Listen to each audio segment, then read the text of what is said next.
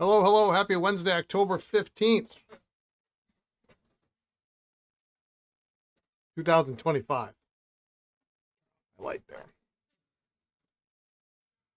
Get my glasses here. Gonna be a busy day. We got a lot of stuff to go through. Hello, Russell. Juicy. How are you today? You guys were in, Russell, you were in there early. Holy cow.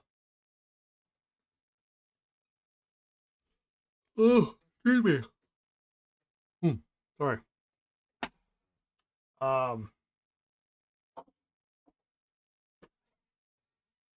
got, I'm waiting for my new water filter to get here.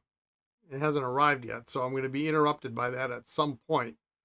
But I think it's going to require too much effort for me to get it cooked. Like I got the coffee pot ready because I wanted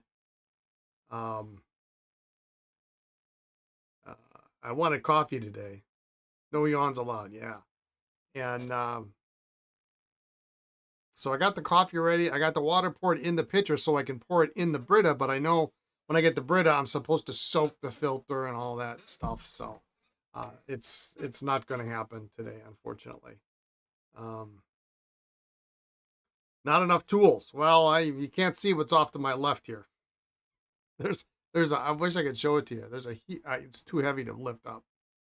I've got tools to my left. I got a bunch of stuff to my right. Oh, sorry. There we go again. Ugh. I slept okay last night too. All right. Let's see what we got here. In order of business.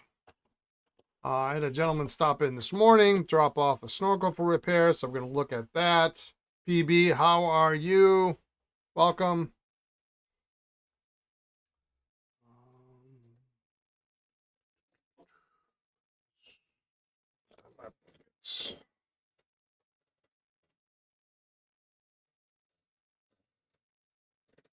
You have to keep your inky nib stuff hidden from them. Okay.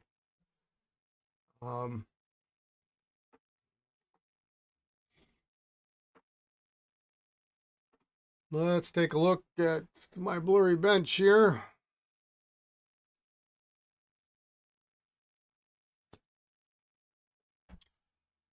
All right, so we're gonna assemble and test some pens today. I have pulled. It's Parker 51 time, yeah.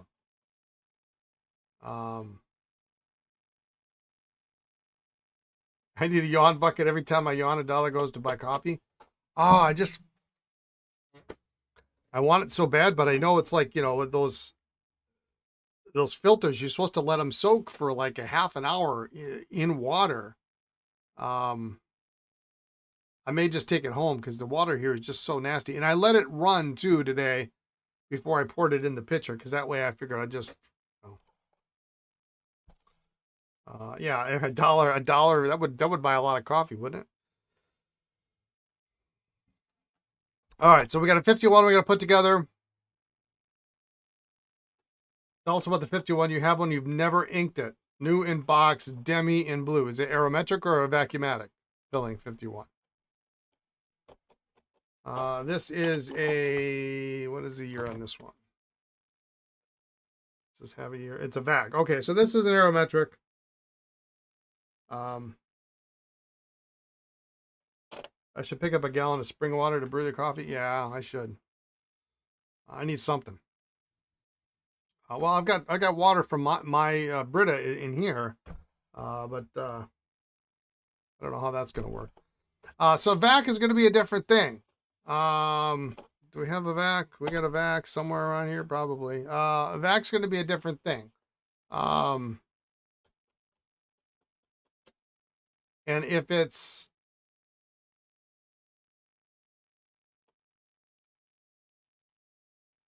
it has not been restored, you should consider getting it restored. If you don't know when it was last restored, you should consider getting it restored. Only because the vac fills in the barrel. And if it leaks or you don't know, okay, then I would say it's probably a safe bet. You can. The problem is with the vac filling unit, and this is a regular Vacumatic, but now I want this light. With the regular Vacumatic, this is the same, right? There's a spring in here. You can push this all day long. It tells you nothing about whether or not the diaphragm is even attached or still in existence inside the barrel.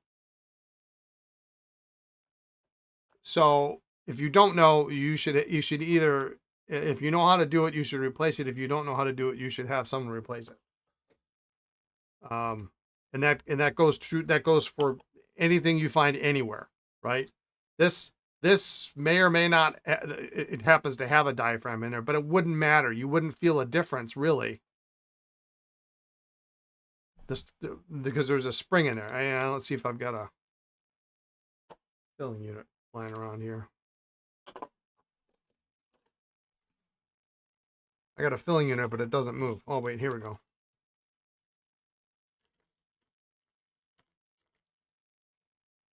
So there's a filling unit. And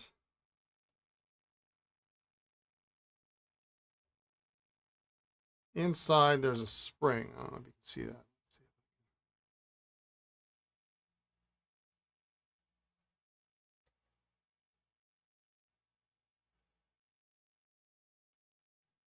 So there's a spring inside there.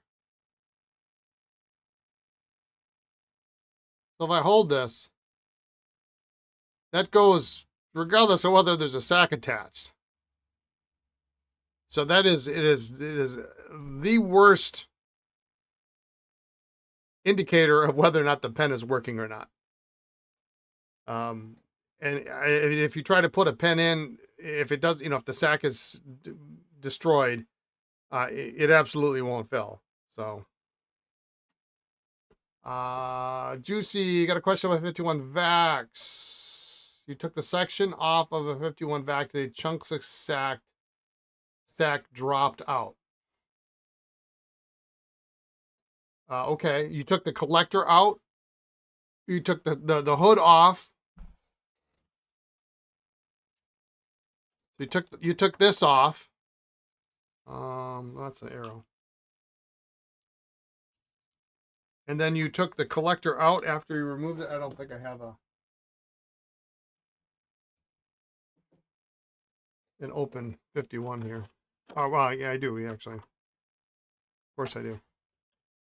So after you took this out, chunks of sack came out. Well, that would be expected.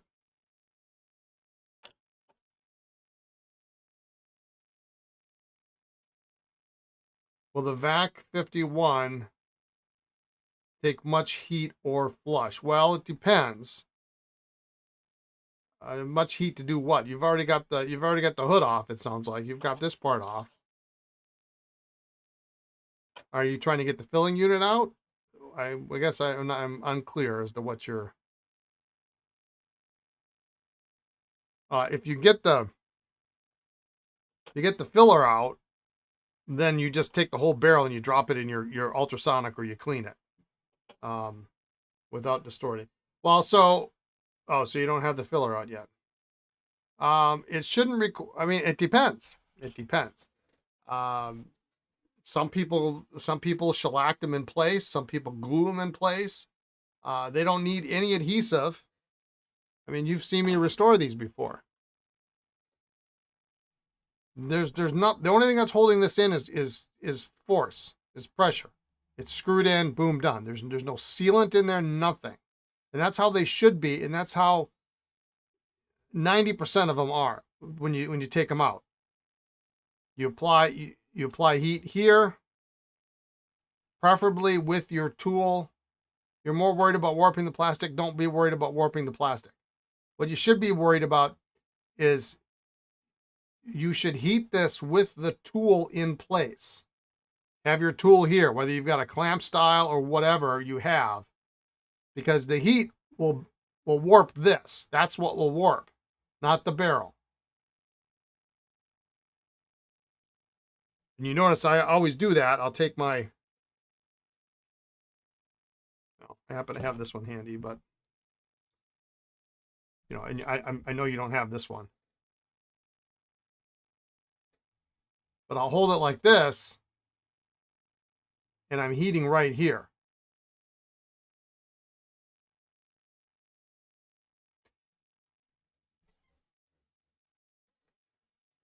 Just make sure you're not using, you know, you should be pretty much, until you're familiar with what's going on. If you're using a heat gun, the lowest setting. Don't try anything else. When you've got a better idea of what you're doing, and I'm not applying you don't know what you're doing, but I'm just saying you're asking a question that makes me think that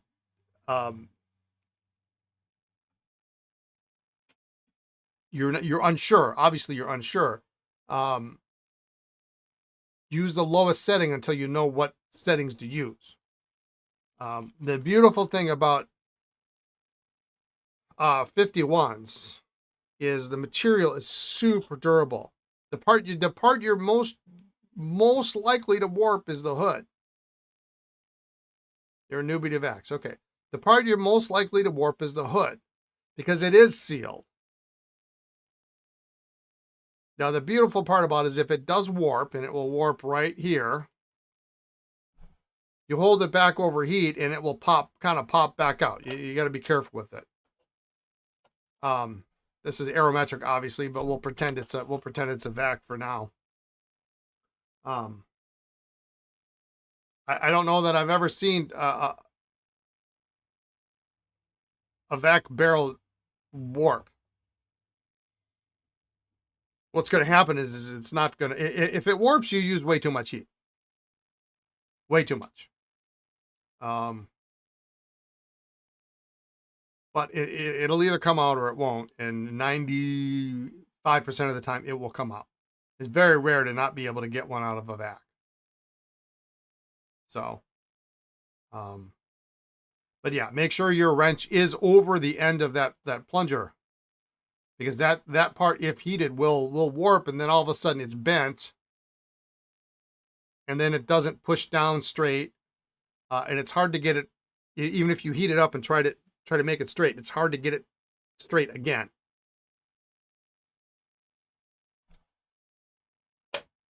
So I hope that helps. Not like 61's a warm look will warp. Yeah, 61's are. I mean, you can't get the hoods off. There's one. I wish I have quite a number of these. I wish, you know, if we could get this out, you can clean the inside, and sometimes it comes out and sometimes it doesn't. And like, well, 5% of the time it comes out. And this has got a little bit of movement to it, but that's all it's ever going to have. I've yet to be able to get these out quite nicely. Yeah, and these hoods will warp, and you can't put them in ultrasonics because you're going to lose. This will come off right away.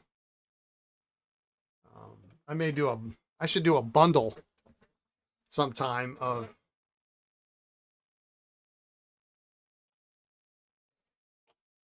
'61s. You can get brass adapters for '61s.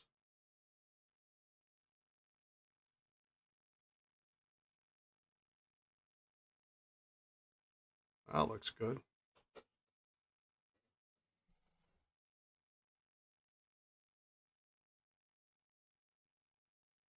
Well, you still got to get that piece off. You still got to get the old filler off. And that's not easy.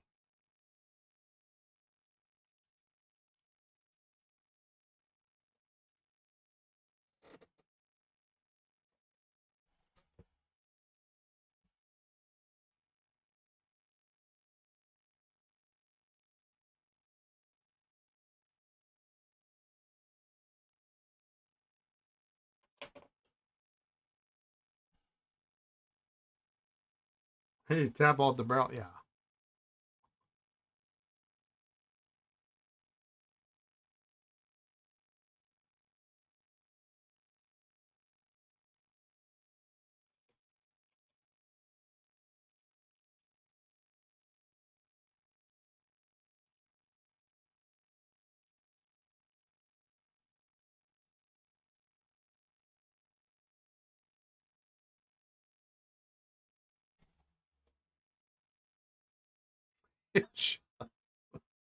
You're good.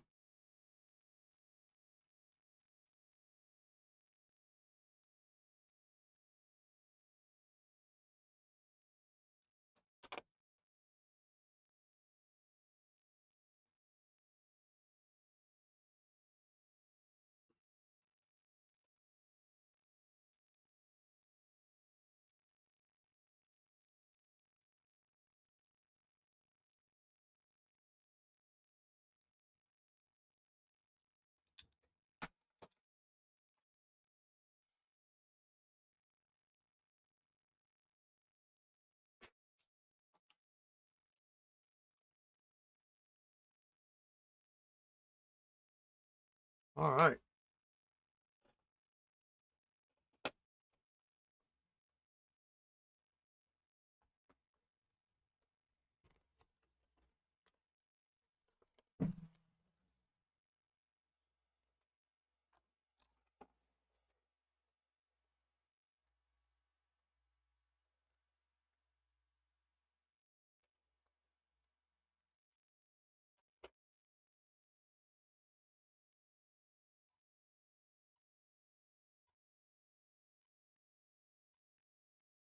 I hate to fill this up with such a brand new sack, but that's the only way you're going to tell if it's filling. So it filled.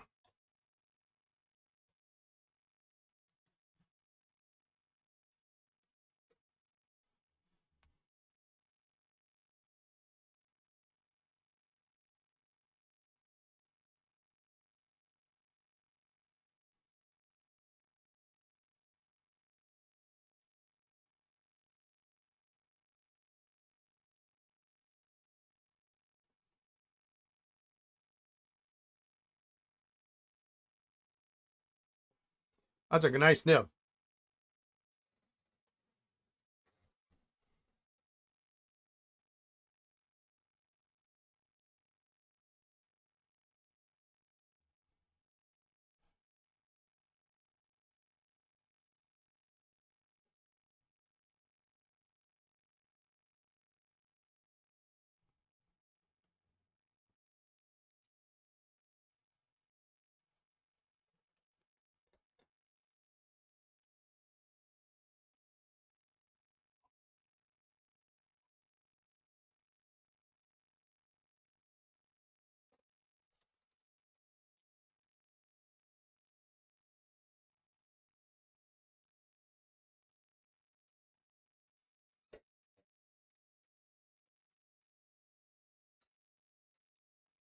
Forgot to clean out my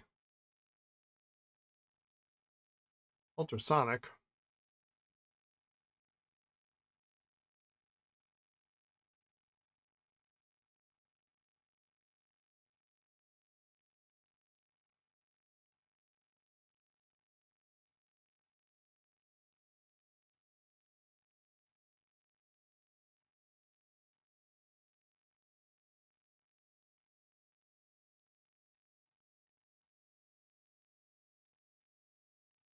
I'm just going to fill it into my ultrasonic water for now.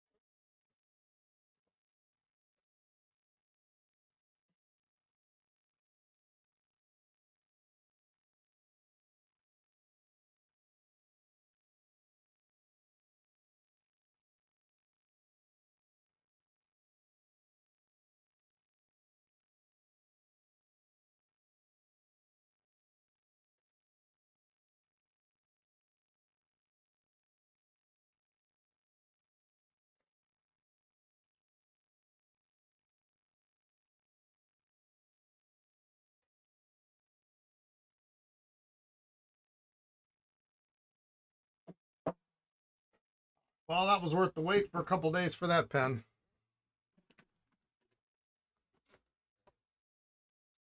Good afternoon, Hans. You were worried for a second while catching up. Thought we were going to witness your descent into madness when a 61 popped into the frame. It's been within arm's reach.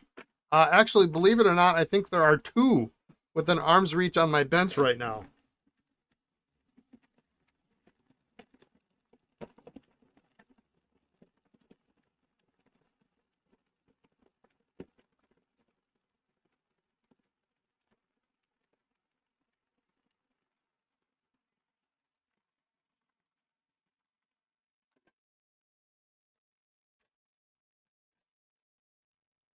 Yeah, they're dangerous. I mean, they may very well be. You know, how they feel is how they feel, but I just don't think that that's a really good customer experience. You know what I mean? It doesn't fill all that well.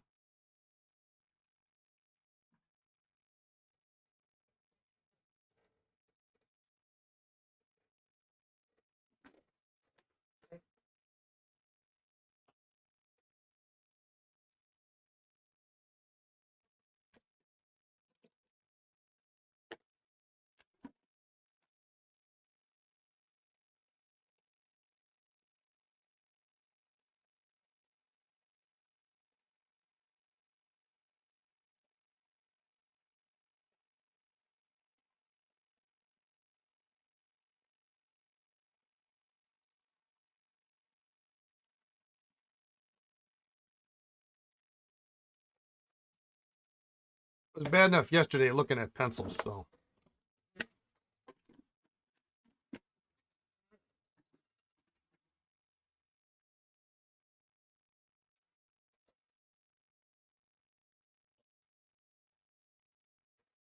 So I kind of have to laugh. It was the first time this has ever happened to me. Um, Customer sent me this pen for repair, and just to make sure that his pen didn't get mixed up with anybody else, he wrote his name in Sharpie on the back of the cap. So I'm not certain if I'm supposed to remove that or leave it as is, or what I'm supposed to do with that. Um,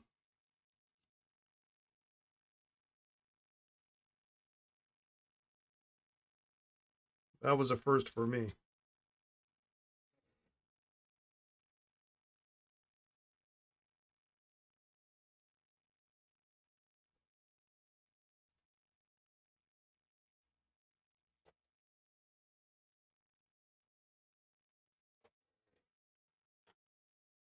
All right, we'll seal it up. This one will be done. We'll move on to the next one.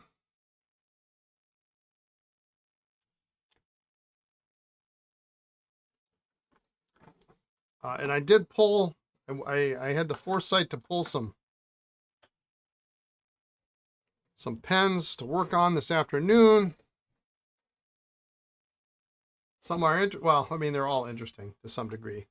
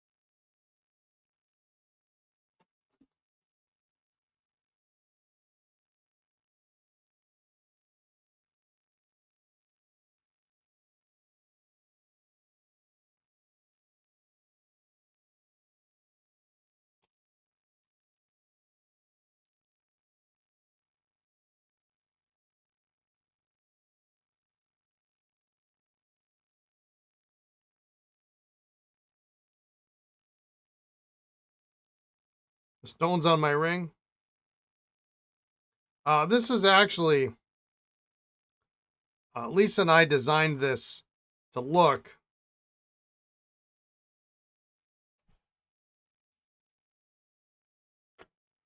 Hang on, let me take care of this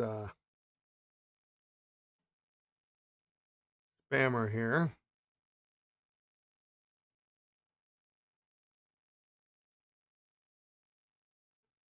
Designed to look like an Esterbrook cap band with the 3 rings. And then there's a couple of sapphires on there.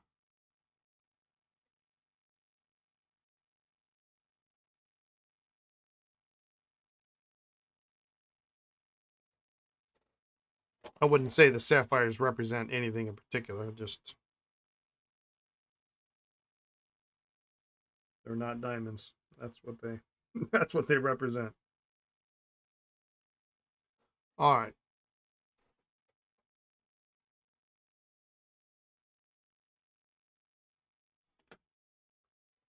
So this guy is done.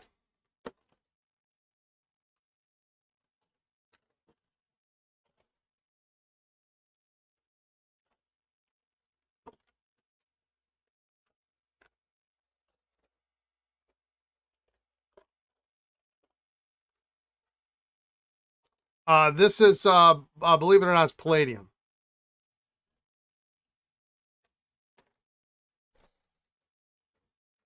I wanted platinum, but that was a little bit on the pricey side, so.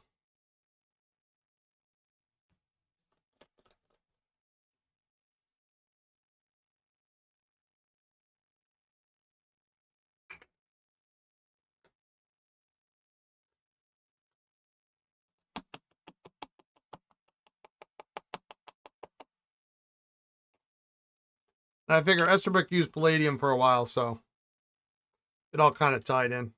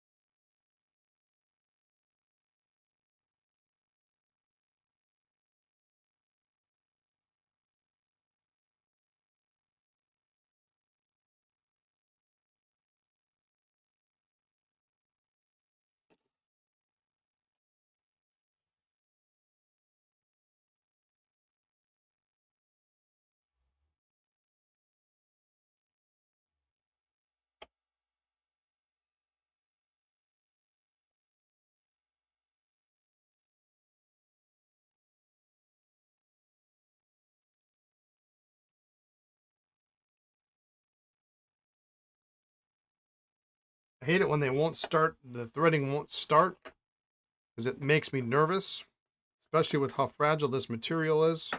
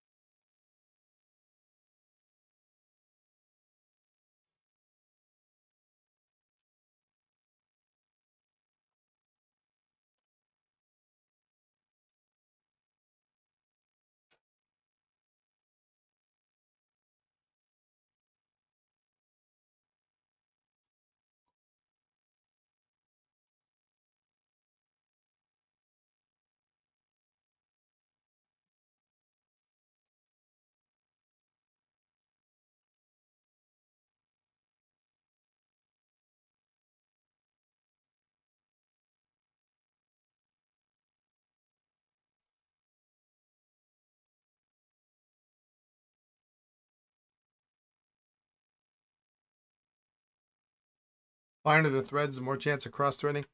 Yeah, and sometimes you get a buildup of shellac on the underside, and you don't. If you cross-thread it, you're just gonna. It's nerve-wracking.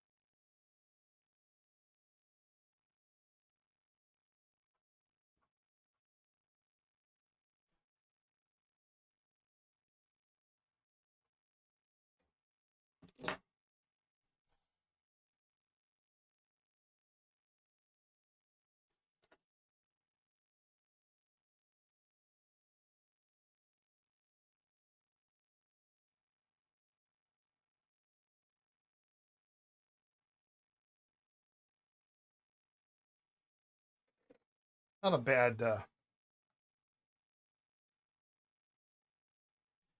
it's probably gonna run more like that on regular paper. Yeah, no lucky curve feet. Yeah, and I didn't want to knock it out on this one. You know, there is a little bump in the nib right there, but I just didn't think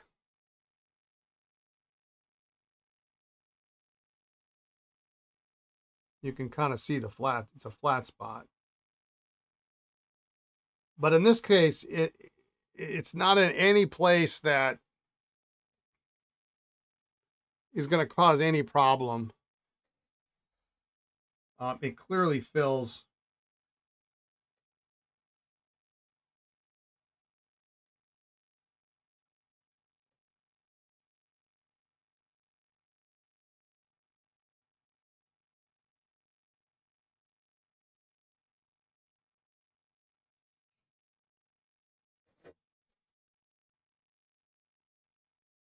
It's got a little bit of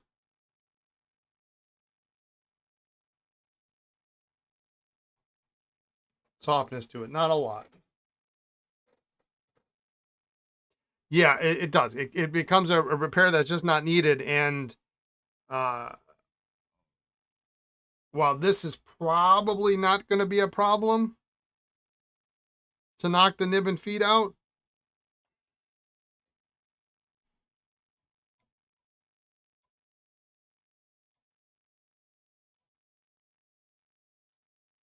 if it were a Waterman or a Sheaffer with the hard rubber section, I wouldn't have really too much of a thought to pop that nib out. But when you know, and this is a hard rubber section, but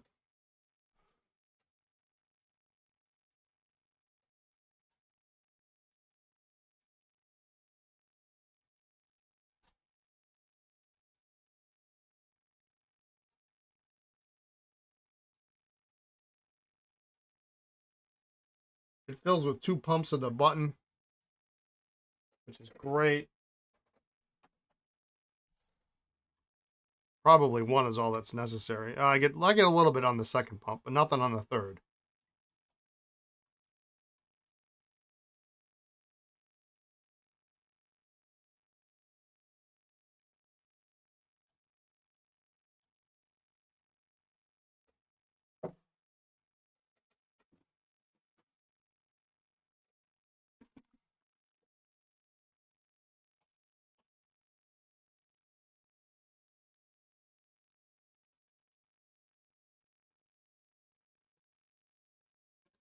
So it will be back in service for another 20, 30 years, probably.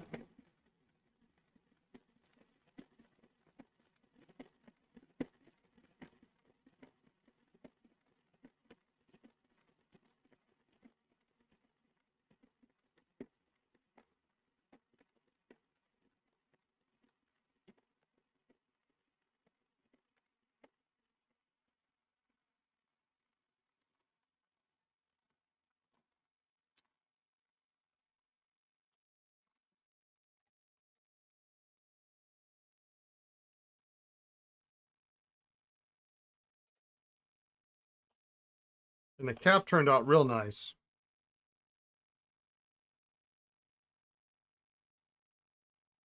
Blackening on the top. It's a little more even with what's on the barrel end.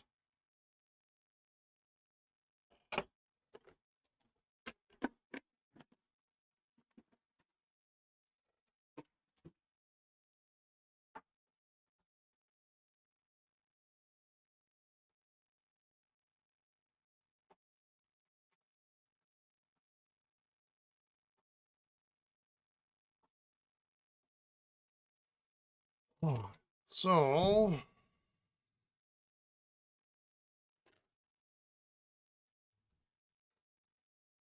I've started to include my writing samples in with the repairs so that the customer can see.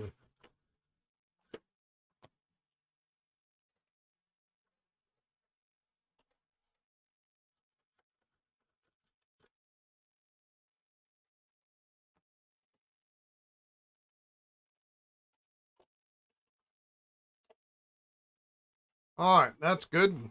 2 of those done. Let's see how this plays today. This is kind of like getting a new pen for me today, so I'm excited about that.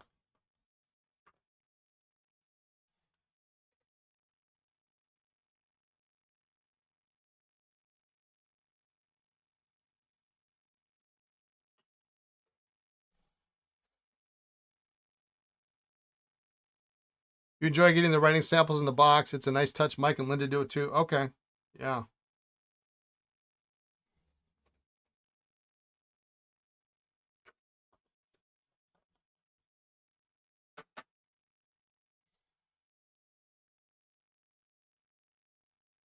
And the more I look at this, the more I think this nib is just really not great, but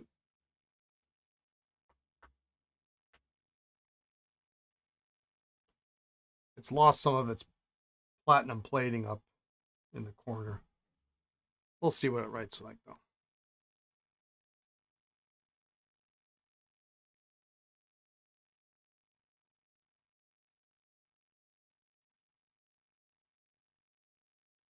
This pen has not had ink, not had a nib or feed for years.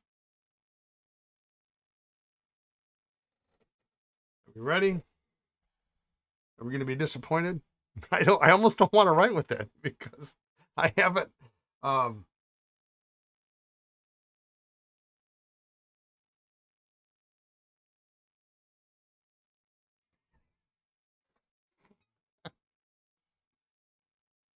Yeah, it's a bloody awful nib, is what it is. You bought a Gravitas pen. The first thing you notice how fine the threads are, and found that you can easily cross set it, and they are made of metal. Oh man. Yeah, this is.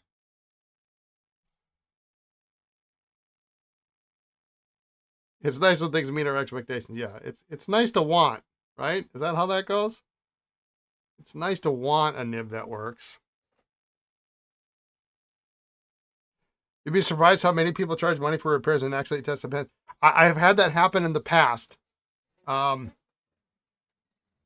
I gotten pens back from people, and then I said, "Well, how does it write?" Well, I don't know.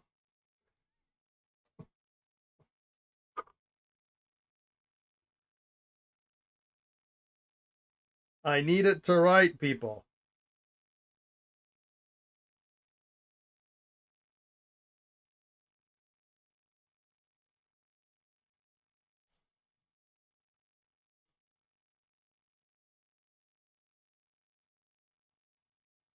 Holy moly.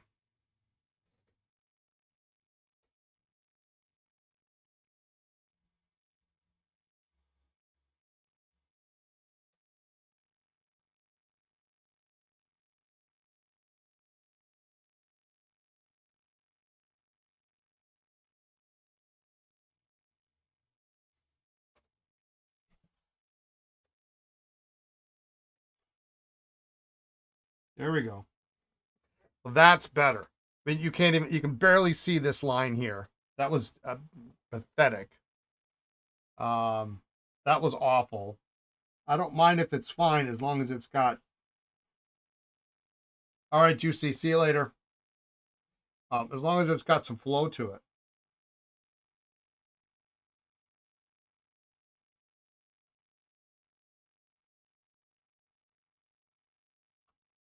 that's acceptable.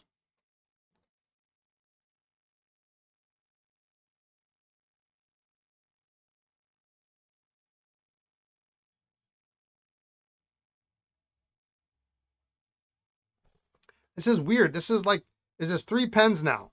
3 pens now in the last month or so. 3 Sheaffer in black, in plastic, that I've added to my collection. Text you a close-up photo of the nib and measure it at the widest point at the shoulder, so try to help you with something different. Yeah, that's okay. That's okay. It's just the only thing I don't like, I don't mind that nib with. The only thing I don't like is you can see the platinum mask is kind of worn off.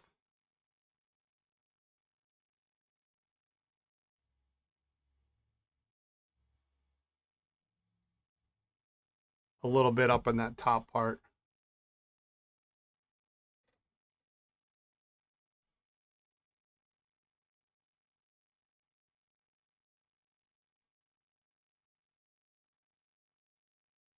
Yeah, that's okay. You know, I almost don't mind it as long as it's got some.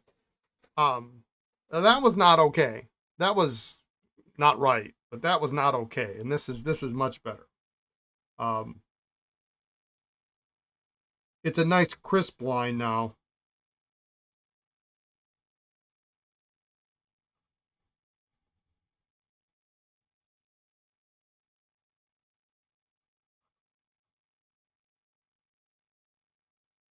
Yeah, that's okay. Maybe sometime down the road I'll find another nib or something. But this has not had a nib. Years.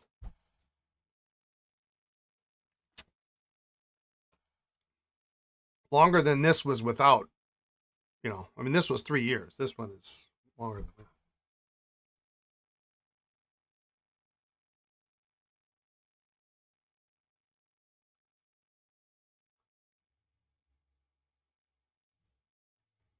I can deal with that.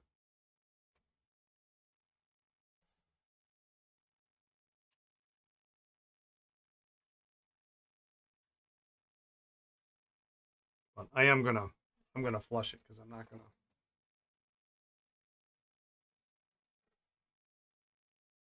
I've got too many pens inked up right now.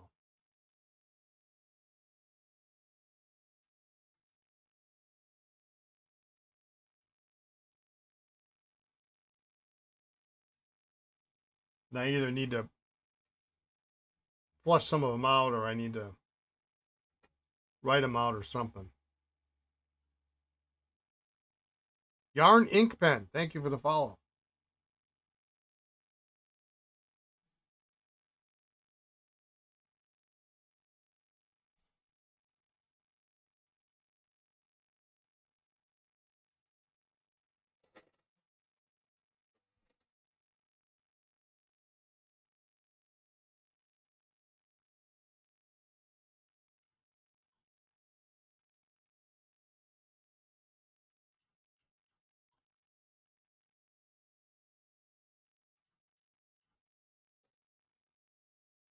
Yeah, I like that.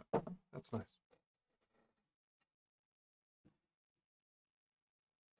It's nice to see something come together.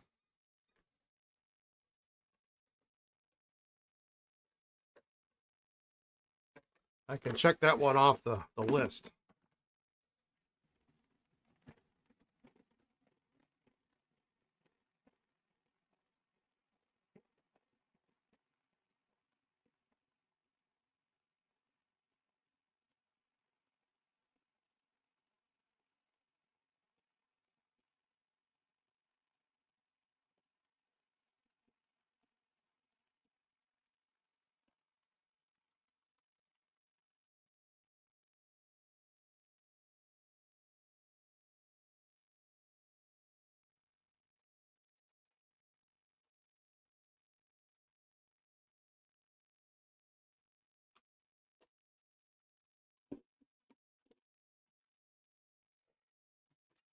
As they say, the price on this one was right. So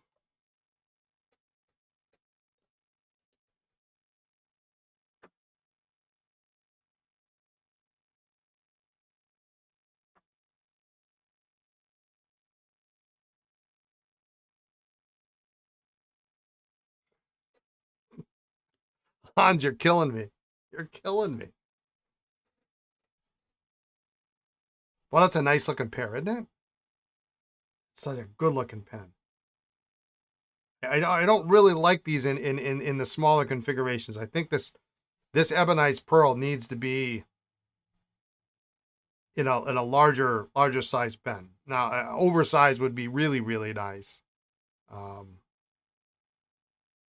But I like this size. I like this clip.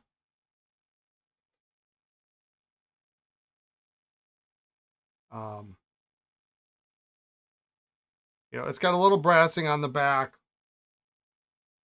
on the cap band, but it's on the back, right? It cleaned up real nice. So I'm happy with that, and I think I'm going to sit on that for a while. It's just really, that makes me happy. Here I go. You know, I started collecting pens back in '98. And I started with balances. I didn't want to show that. I didn't mean to show that. I didn't want that to get out when I was putting in there. So maybe what comes around goes around. I don't know. All right. Let's try this vac. We'll put this.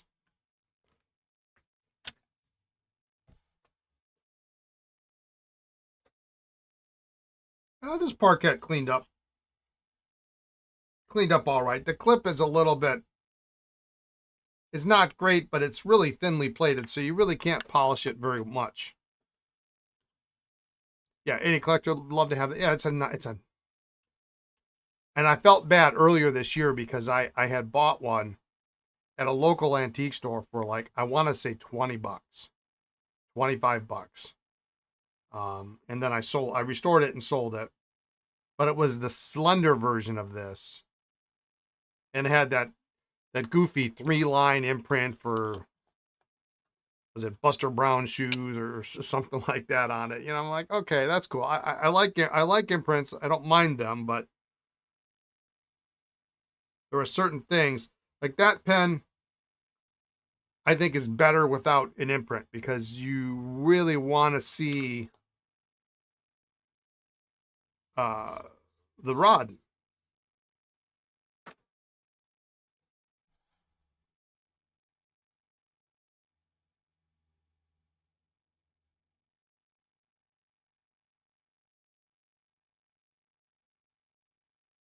Wow, it's such a small nib. Why do they do that? It's so goofy looking.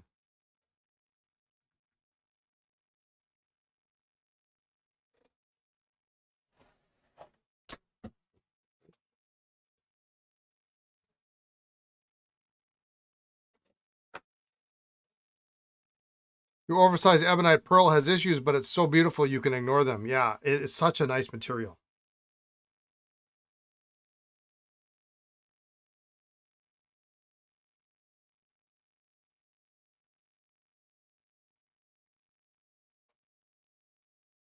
I remember about 3 years back, and I'm going to repeat this. I do not want to start recollecting. Note the phrase, recollecting balances. A couple years back, I was in St. Louis, and I bought some pens, and I bought I guess you'd call that a standard size, right? The full size. Standard size rose glow. And I want to say it was even, I don't remember. Maybe it was a non-white dot model, but it was a full-size rose glow. And I got it for the right price. And at the end of the day, I was like, 90, you know, it's like 98% I buy and it goes for the company, and the other 2%, you know. My opinion is if Brian's not happy, Brian's not going to buy pens, and he's not going to fix pens. So occasionally I need to get myself a pen, and that one stayed for a while. But I mean, rose glow is just so pretty.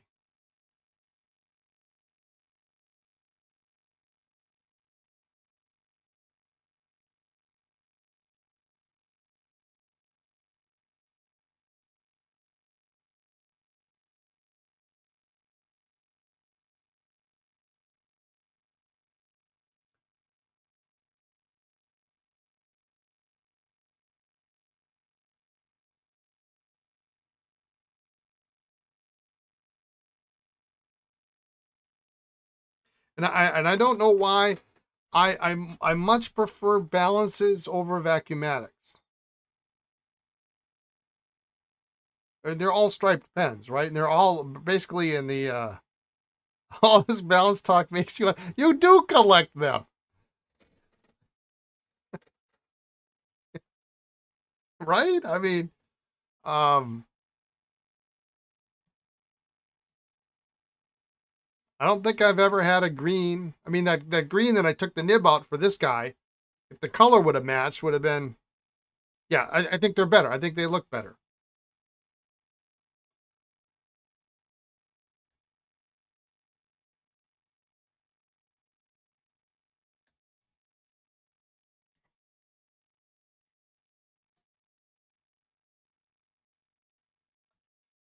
So I don't know. I have my grandmother's carmine slender. I don't know what the official term is. Is it, do they call them slender, or is that just a hobbyist?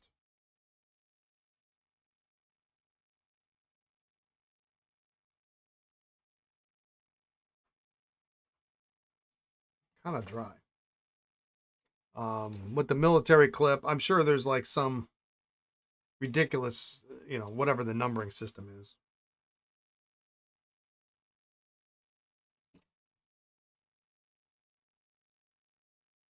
But I do have that one. That one was not. Watermen should sell their ink in gallon jugs to me. Yeah. You know what I found? I don't find is a bad term, but I misplace things. Um, I found about a half a bottle of brown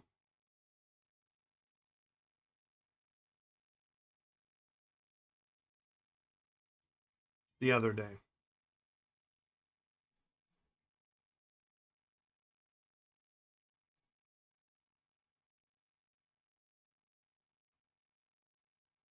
Well, that doesn't write very well.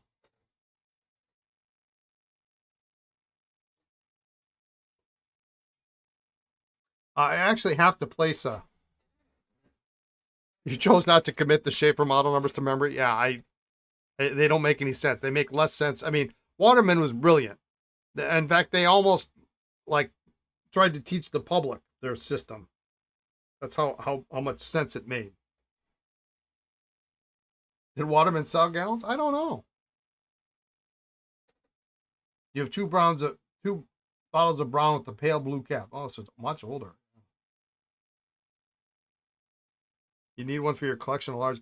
You have a collection. Oh, that's right. You have a collection of large ink bottles. Boy, do I have something for you.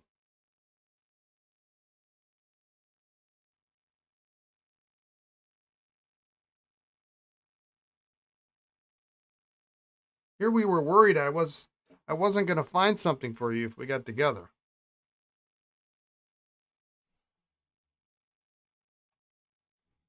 Okay, that may be maybe a little excessive there.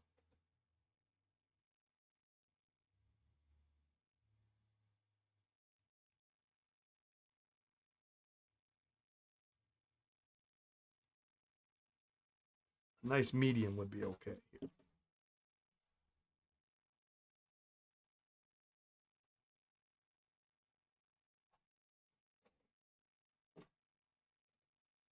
Nathan Tardif does gallons. Oh, you all know my opinion on that. That's just silly, though. I mean, really.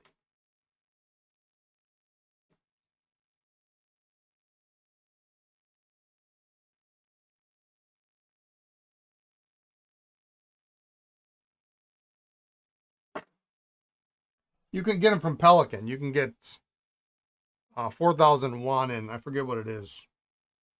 Liter, 2 liter.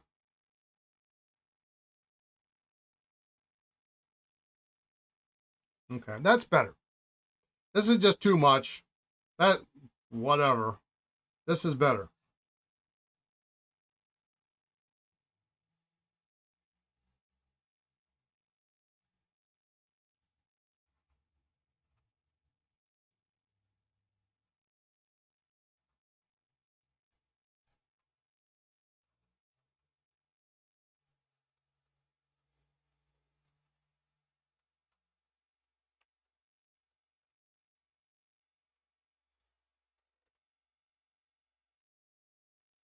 What do you think of the Sheaffer Legacy 2025?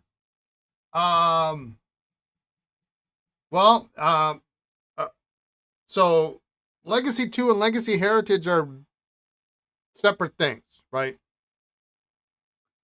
If you're referring to this the 2025 release of the Legacy, um, yeah, we can't really call it the Legacy 2. We can't call it the Legacy Heritage because those were different models.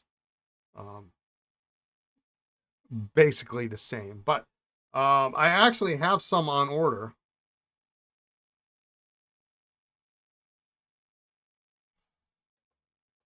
I was going to keep one for myself, but I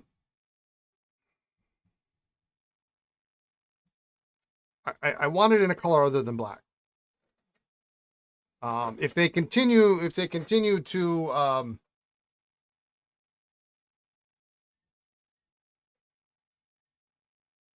wait, I might just have to have one as a tester because I know people are going to want to try it.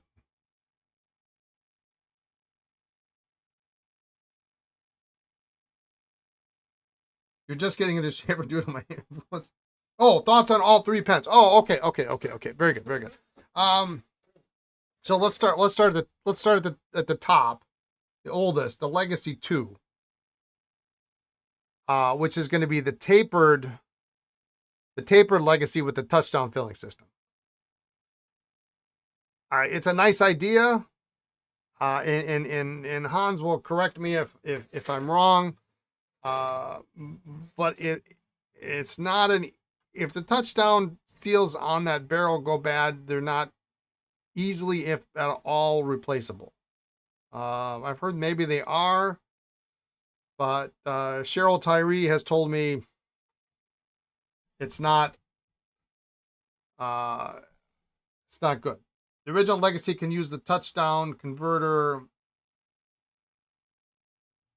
Is a great pen. You love them. Just be aware that the broad and stub nibs are ground with a left-hand bias.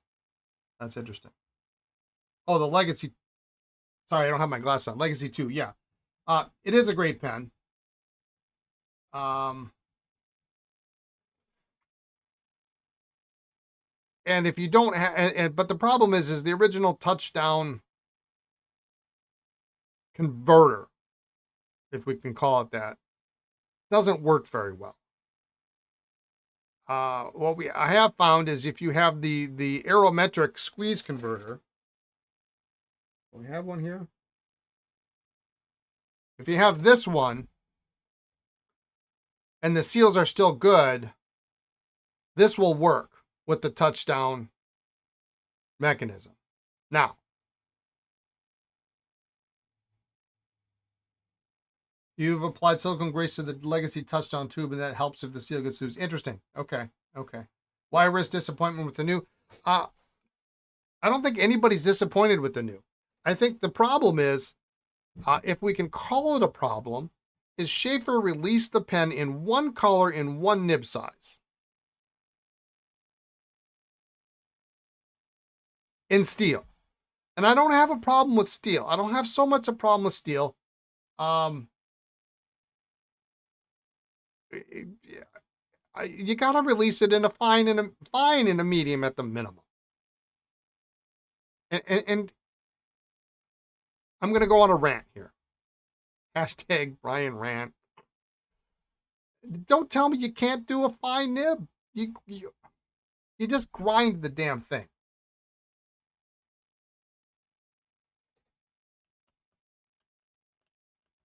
Yeah, you can use a squeeze converter. Yeah, right, exactly. The Parker 51 release was a lesson. Yeah, it's different though. It's different. It's different than the Legacy. Because the Legacy is nice. It is really nice.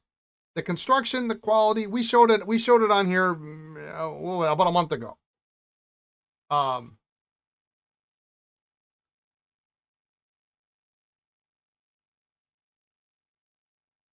It's a very nice pen. It's just that there are no options. Any color you want, any nib you want, as long as you don't mind black and a steel medium that writes like a broad. That's it. And for such a famous pen like the Legacy, I think there needs to be more options. And I Lisa would probably go off the rails if she heard me say this, because I bought 3. I've got 3. I know they will sell. They're nice pens. But it's like Sailor. They do a King of Pen. Did they do an extra fine nib? Nope. Did they do a fine nib? Not at all. And Sailor claims that because of the way the nib is designed, they can't grind it down to a fine. I don't buy that at all.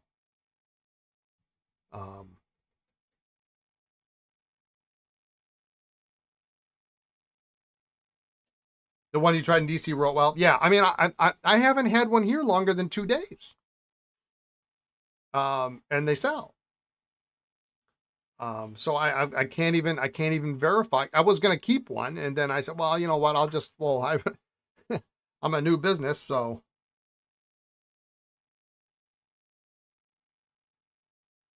Yeah, this writes okay. I'm not gonna keep one. When they come out when they come out with another color, I'm absolutely getting one.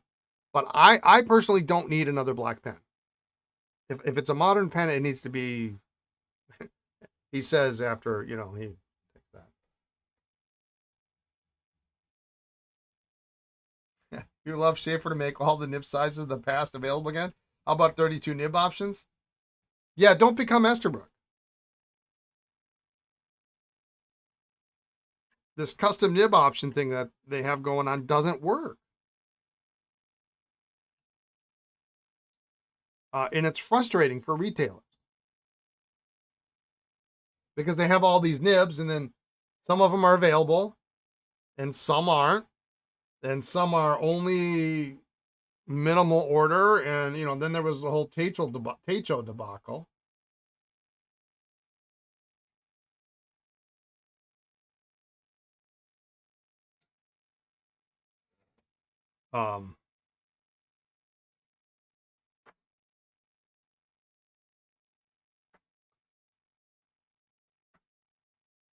Because you got to have somebody grind those nibs.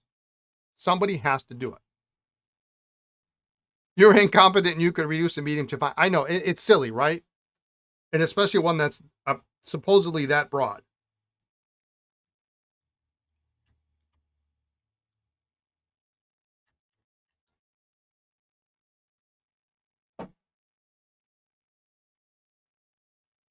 Back if there were 30 different nibs for a Snorkel, the manufacturer would have them out to dealers in less than a week. Yeah. Yeah, you probably had, you had Letta and how many other people? Well, Letta wasn't, was Letta doing snorkels back then? I mean, she could have been. She was old as. She had been around for a long time, but they probably had 5, 6 different nib grinders.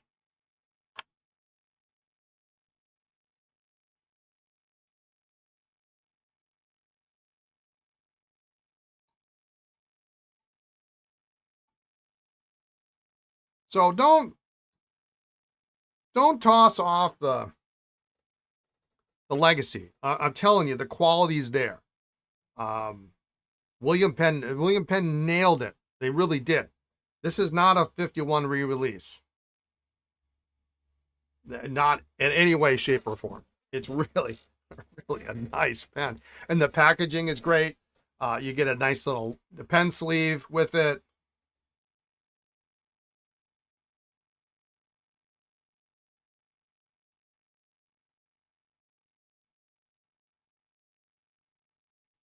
If you don't mind the black and a medium nib, I don't mind the steel, and I don't mind the medium nib that writes like a broad. I really don't. But I just want a different color. That's all I want. Extra fine, medium, and broad, and some nice colors, and it's a massive hit. Yeah, yeah. I mean, the price is right. It really is. You're hard to impress. Well, I'm going to work on that. Yeah, they're going for quality, not speed. But I mean, I don't understand why you can't. I don't know. I mean, it's not like we're asking for a triple broad, right? You know, you get people like, oh, well, Pelican makes a triple broad. Well, that's great. How many people buy it, right? We're asking for a fine and an extra fine, you know. Yeah, I think they are. I think they're in it for the right reasons. I would love to talk to them someday. I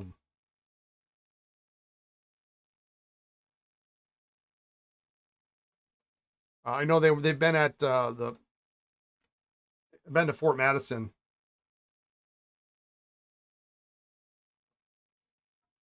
At the Penn Museum a number of times.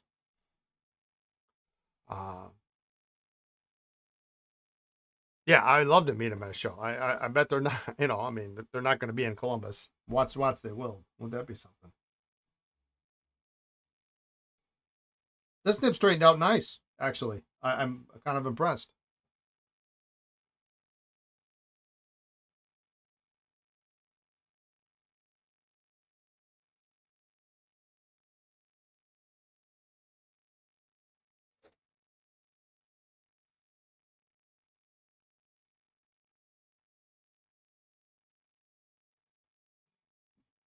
Josh Lax has a video with someone from the new Sheaffer.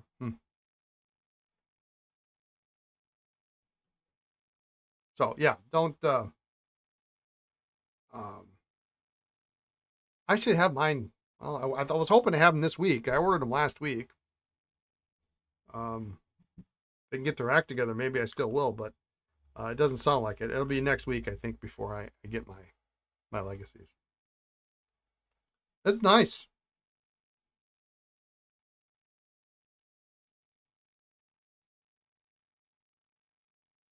This was the only. This was that collection I bought. This was the only Parker. Was this one in there? I can't remember. This was the only Vacumatic. There were these only two Parkers that were in the entire collection. Everything else was Sheaffers.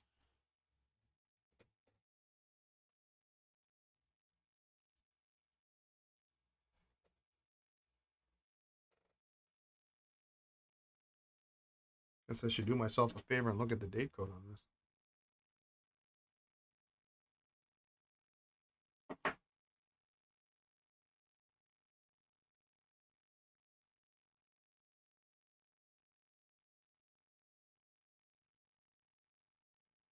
Third quarter.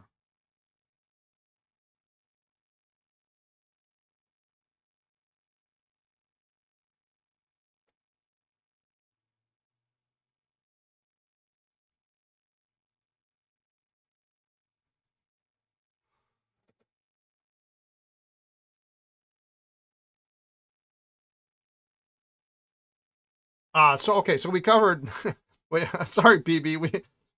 We're taking an hour to answer your question. So Legacy 2, solid pen.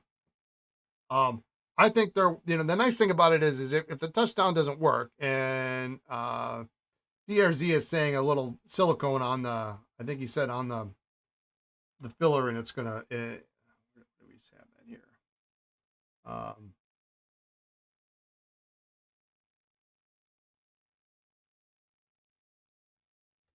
A little grease to the touchdown tube, and it helps if the seal gets loose. Okay, you know, so to do that, worst case scenario, it's a cartridge pen, or you put it. It does not fit the. If memory serves, it does not fit the current piston converter. Neither the 1 nor the 2 do, because the touchdown tube gets in the way. So you got to have that aerometric converter, or use a cartridge. But I think it's a significant pen.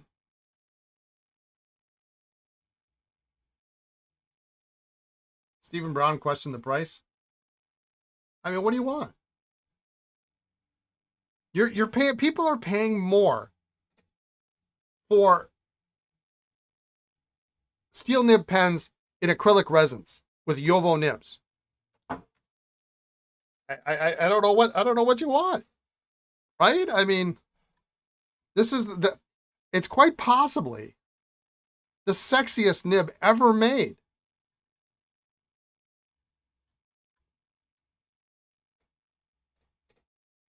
Right? I mean, what is it? I sell them. I don't even remember. It's $225. You can pay way more than that for an acrylic resin pen.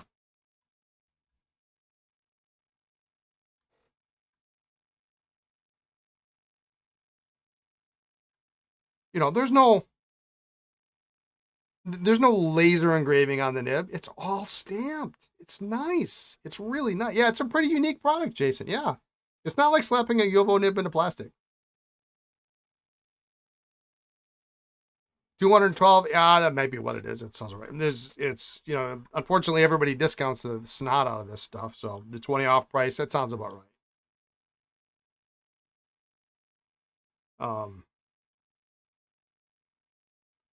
And if you care about the packaging, I personally don't. The packaging is beautiful. It's really, really something.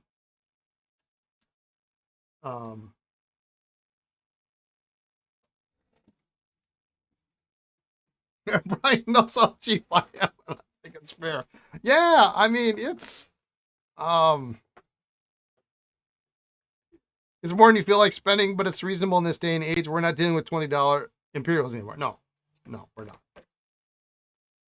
And I don't think there was zero chance. There was zero chance we're going to see that nib on a pen, on any pen. Let's just say for a minute, it's not going to happen. I doubt it. Sheaffer brings back the Targa, right? It's not going to come. It's not going to be on any pen, that nib, for less than the price that it is. You're not going to find it on a $150 pen. It's just not going to happen. And DRC, as much as you say you're cheap, and we've known each other a long time, I'm right there with you.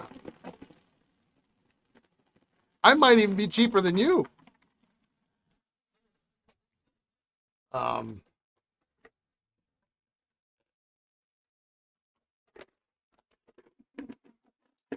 it is substantial. It is a nice weight. It's not, it's not heavy for the sake.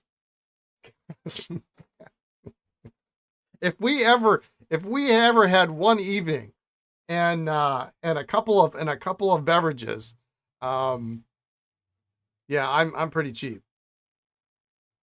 But I mean, I still managed to buy pens, so I can't be that cheap, I guess. It's what I hate is when companies make a pen heavy for the sake of being heavy because consumers think that a heavy pen means quality, which we all know is crap. Because you can't write with a heavy pen. This is the right mix of weight and quality, and it's all there. It is all there.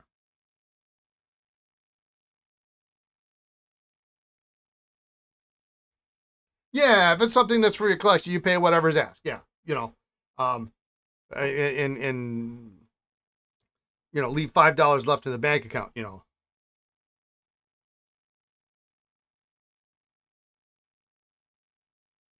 If an Esterbrook twist filler in red appears, weight and girth means ouch. Yeah, I mean,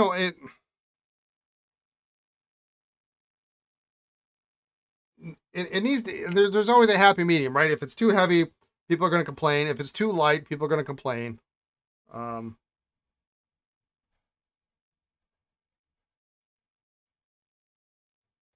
it's a good looking pen. It's really a good looking pen. I'm really impressed at how this little Deb here turned out.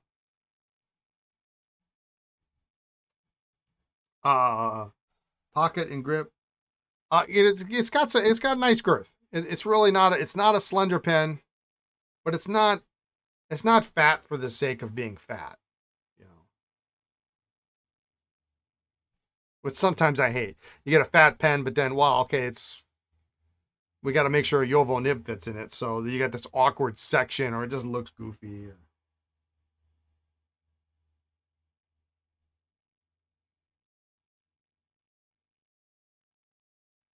Oh, you don't like the pocket and the grip, the clip. Um, Legacy Heritage. Oh, hang on.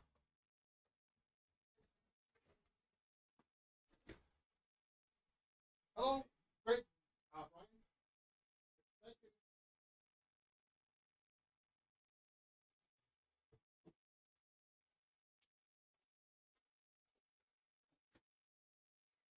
It's like my water pitchers here.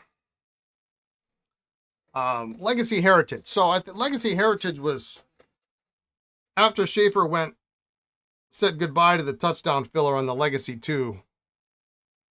Um, if memory serves, Legacy Heritage was assigned to legacies that were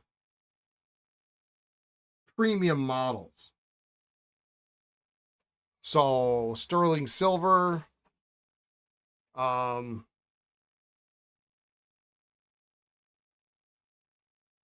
gold, I think maybe the gold filled model. I think those were all considered heritage models. I could be wrong, but then they were strictly cartridge converters, and those do fit modern Sheaffer piston converters.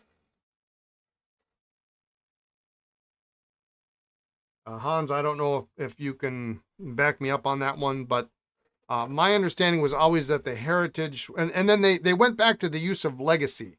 Now, of course, there is no such thing as a legacy 1. They never called it legacy 1. It was legacy. Legacy 2, I think they did call legacy 2. But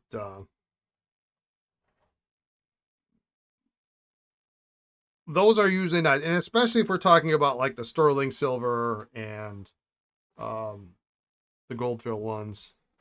You forget exactly how the naming and models work. Yeah, it's confusing.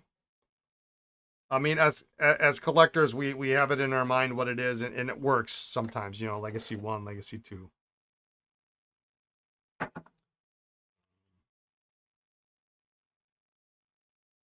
Yeah, it's a bit late for you. Yeah.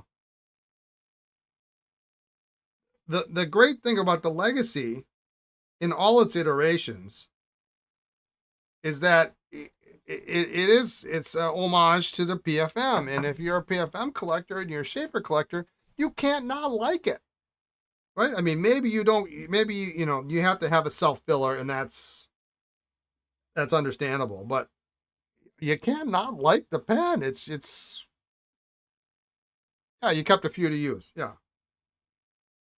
I am sad about a couple of the ones I mean, I had a big consignment collection at one point. I mean, and the size of this box that we got these pens in, I picked them up in Dallas one time.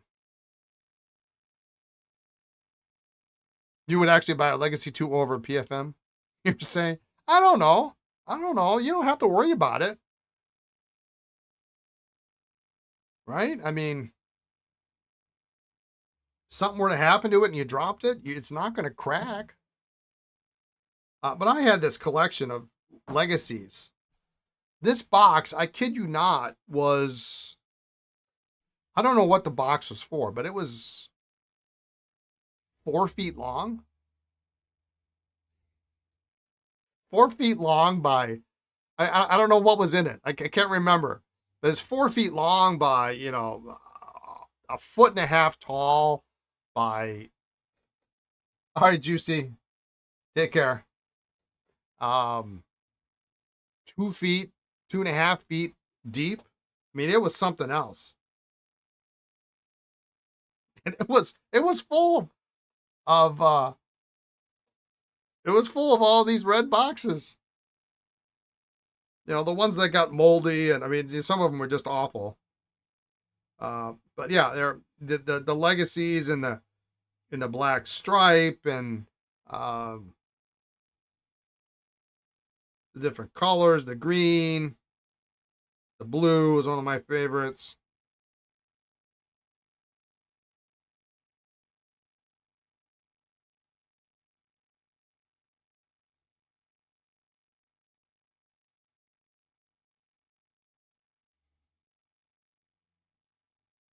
I'm trying to think if there was a burgundy. I don't think there was any burgundy.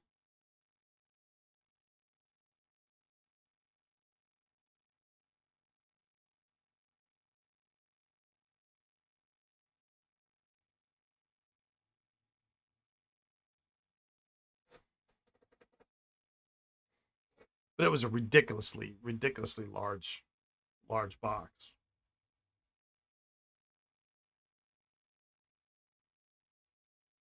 The problem is there's so many of them, right? There's so many of them that you can't sell them for what you think they should sell for.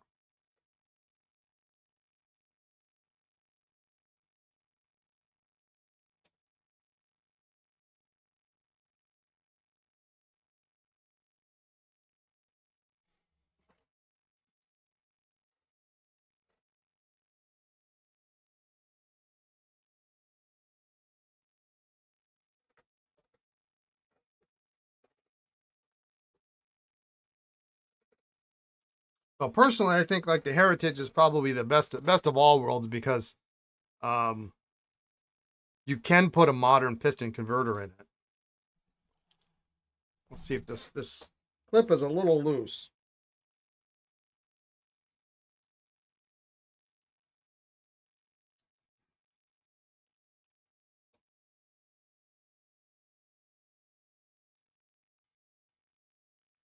Because of course it is.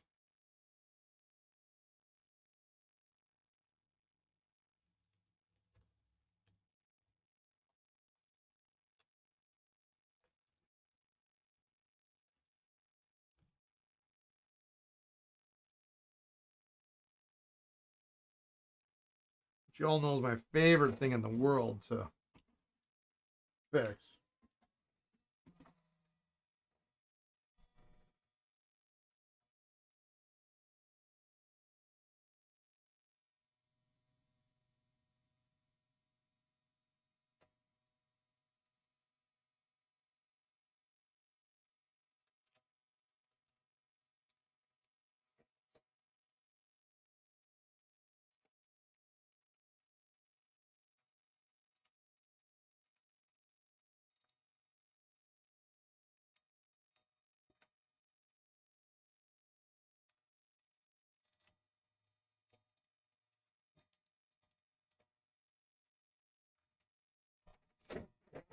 Speaking of legacies, I would love to know why this demonstrator legacy 2 section you have was made. They never made a demonstrator, yet few clear nibs units exist. Wow.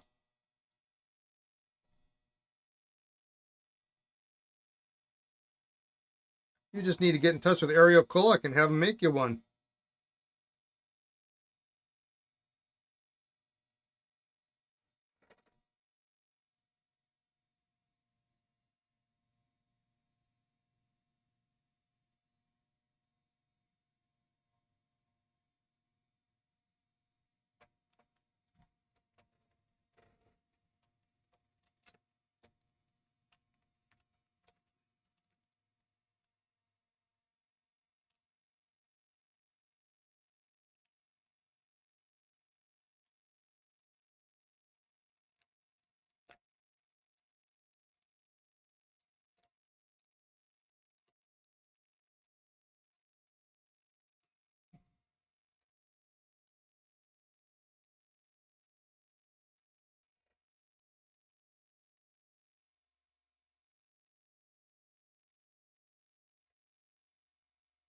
Bought it from Sam and Frank, and they didn't know why. They didn't know why it was made.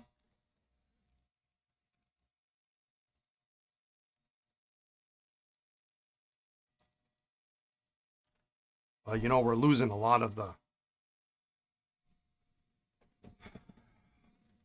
the Sheaffer folks that would know, you know, Dan Reppert. I'm sure you talked to Dan about it.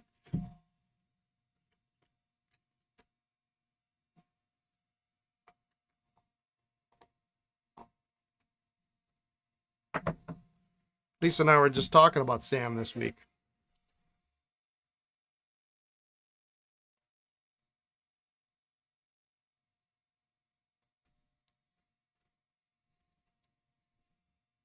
Well, here we go again. Another cap that won't open.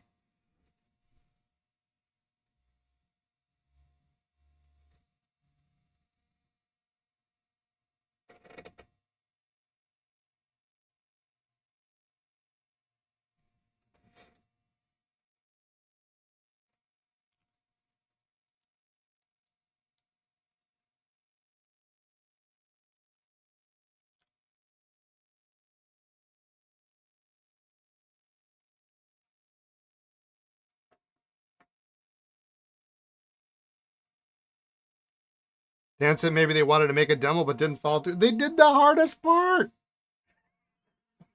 right? How hard is it to make a demonstrator barrel?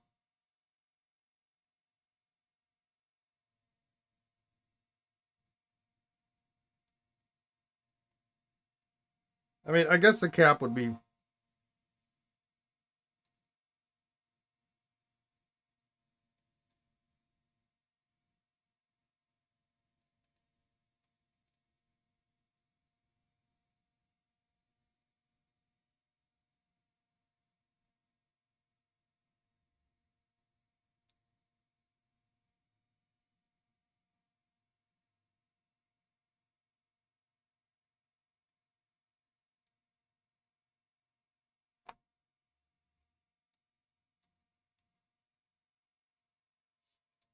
Well, unfortunately, I can't. This clip spins far too much to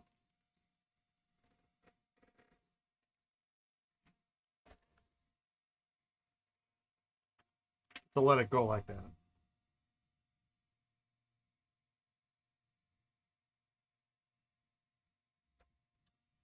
So we're gonna have to soak it. My water is really disgustingly dirty though, so I don't want to put it in. Um,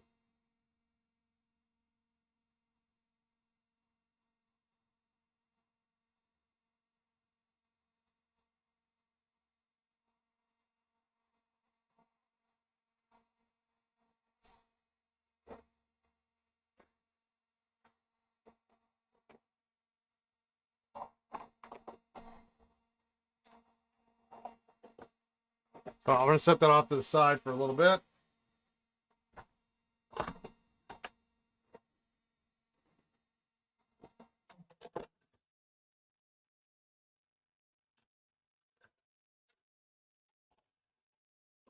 I need this tray, so I can start opening up.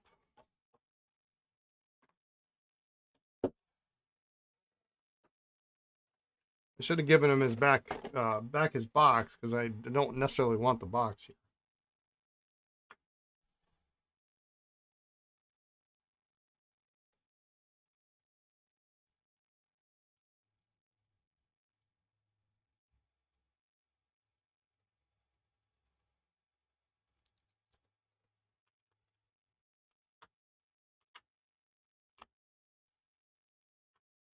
So this is a little tricky because there's this original price tag on here.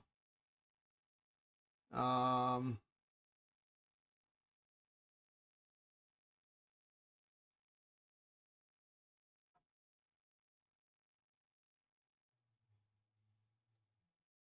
if I do this right,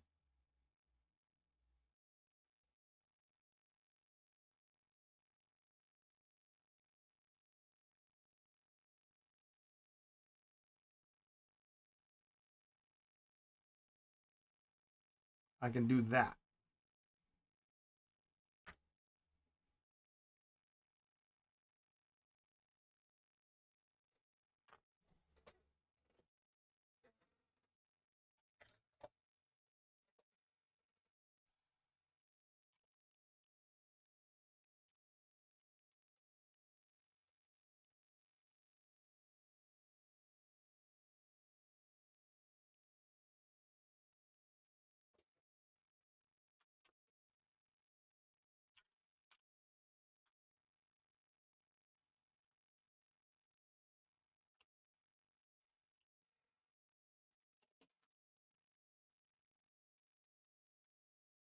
So this gentleman said he used to play with this pen when he was young.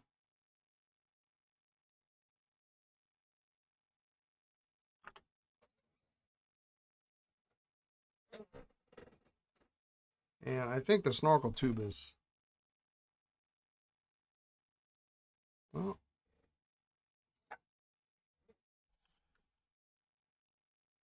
reserving late. Yeah. Well, thank you.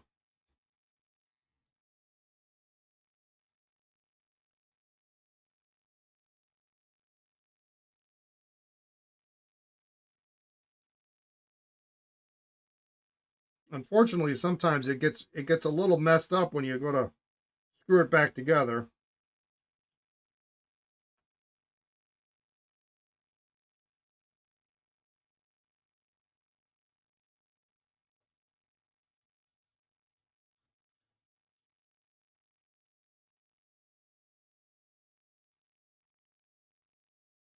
Well, guess what? That came out.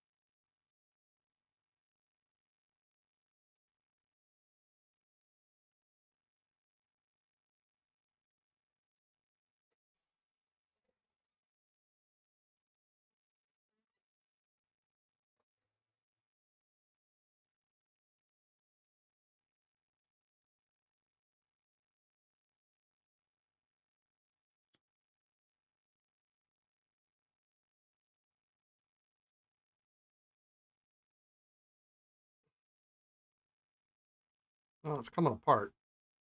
There we go.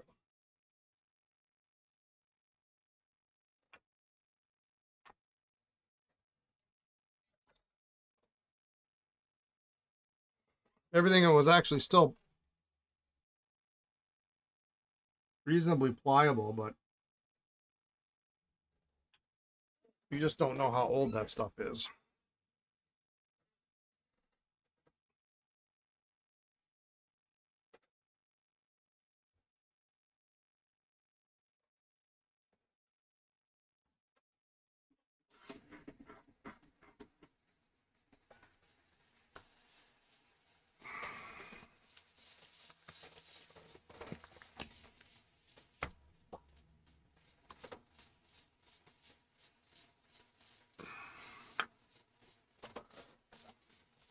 All right.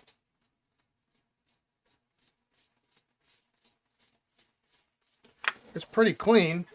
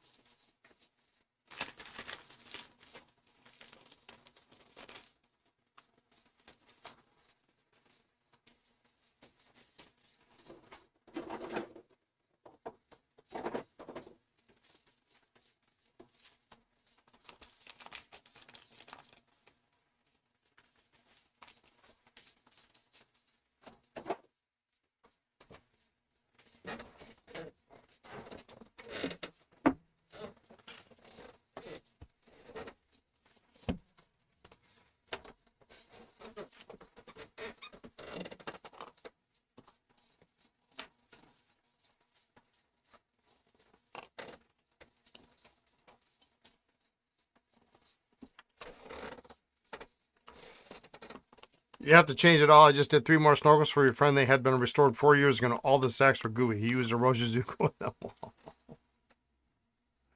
Yeah. Yeah, you just never know when they're going to go bad.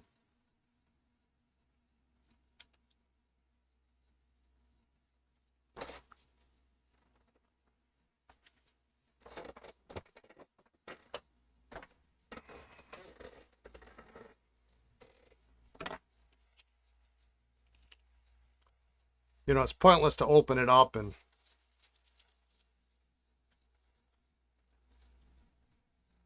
not replace things. I had heard tales of a while ago, and this is a while ago, and I don't know who it was, and I'm not going to name names, but someone had told me that they had heard of some repairmen wouldn't. I mean, there's 3 parts, right? There's the sack, there's the O-ring, and there's a point holding gasket, and they wouldn't replace all 3 parts because that way they could charge the customer for another repair down the road when that part failed.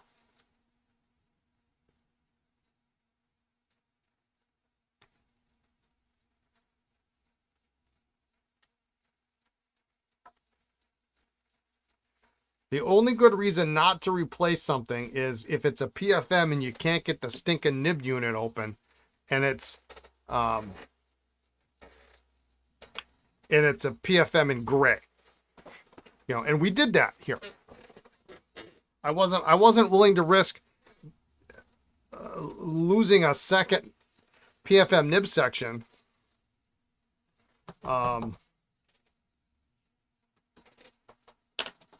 And with a little bit of extra silicone grease, it actually was perfectly fine. The pen filled perfectly fine. But O-rings you can get to. You know, regular snorkels, there's no reason not to change the gasket.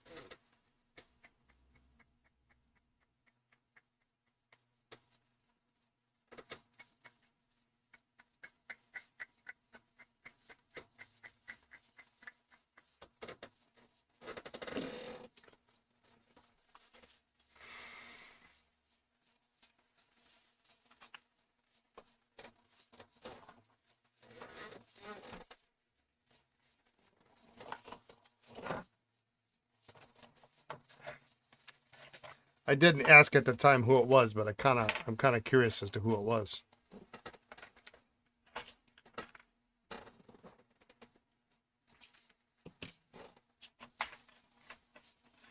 I mean, maybe they didn't have. I got enough repair work. I don't need to see the same pen more than once ever.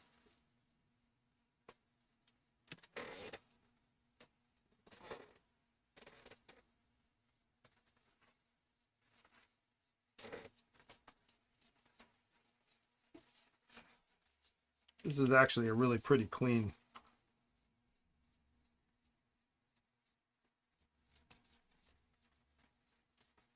Pretty clean pen.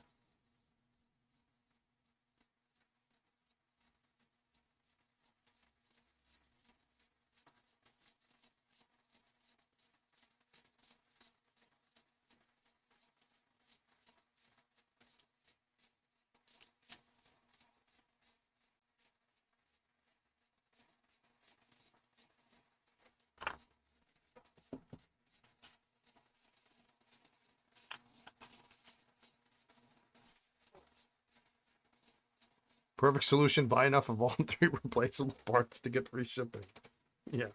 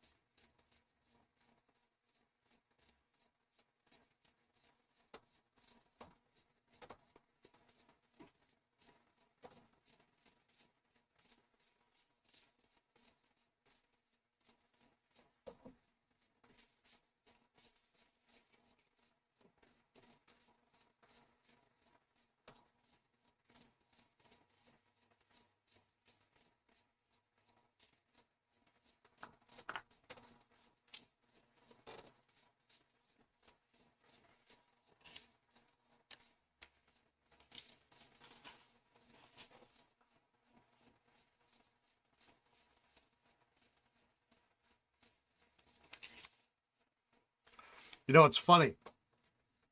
I almost every time I do a snorkel repair, and I was taught by Cheryl Tyree. Almost every time I do the repair, I can visually see her doing the repair with me. Each part.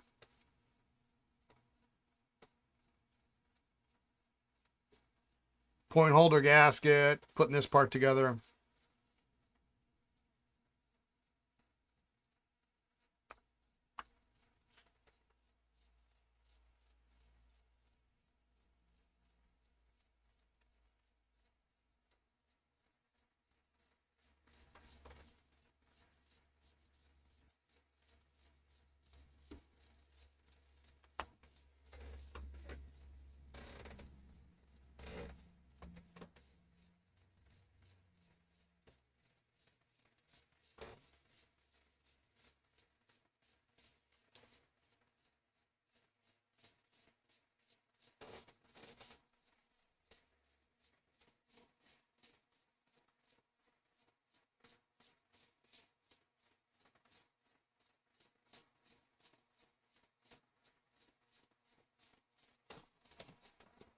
I'm actually doing it in reverse order of how I normally do it.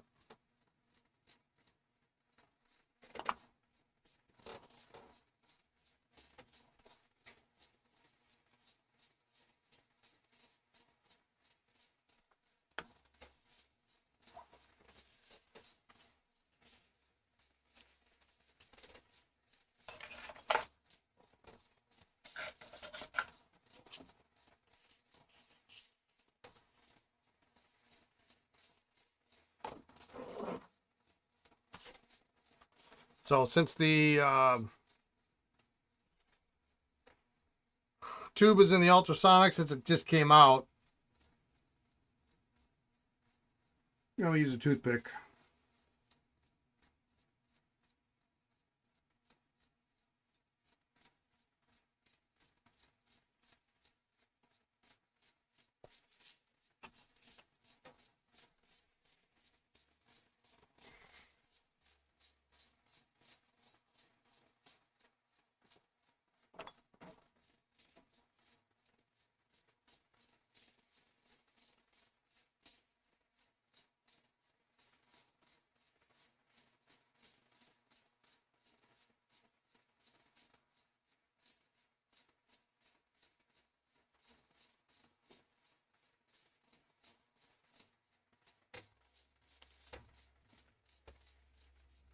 There, since we can't soak this part, boy, it's so clean. I can't believe this thing was used much.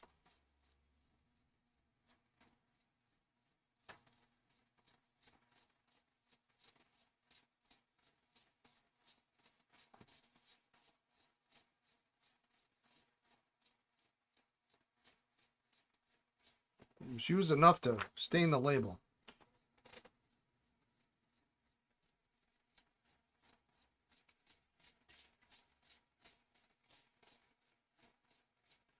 You were wondering what snorkel tube that was? You didn't see the toothpick? The prototype wood one, yeah.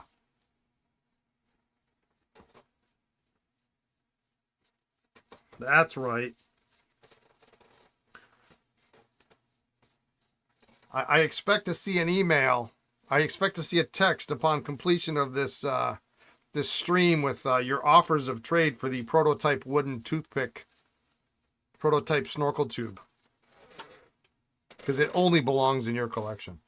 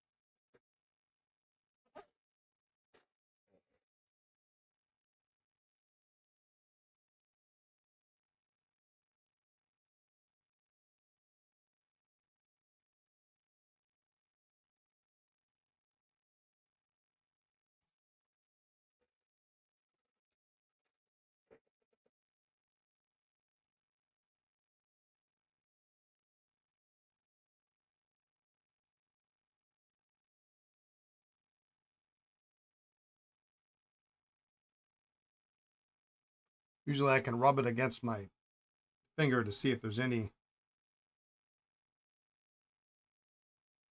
real residue in there to see how much of a problem, if anything, there is. So there's a little bit of something in there. But it went through, so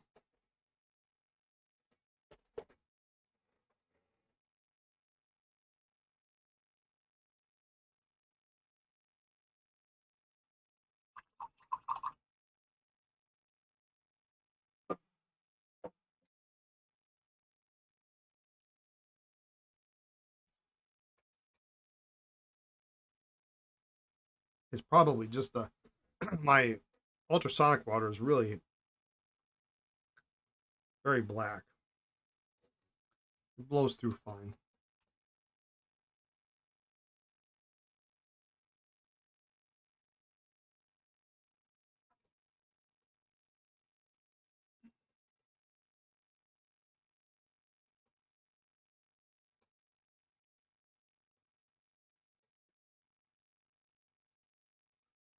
It's got a little spot on the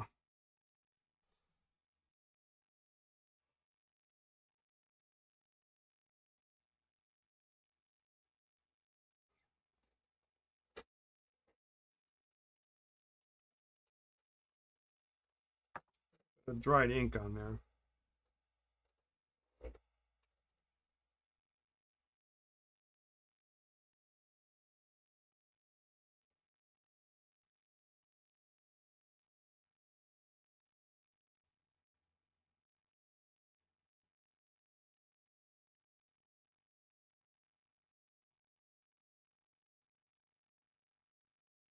There we go.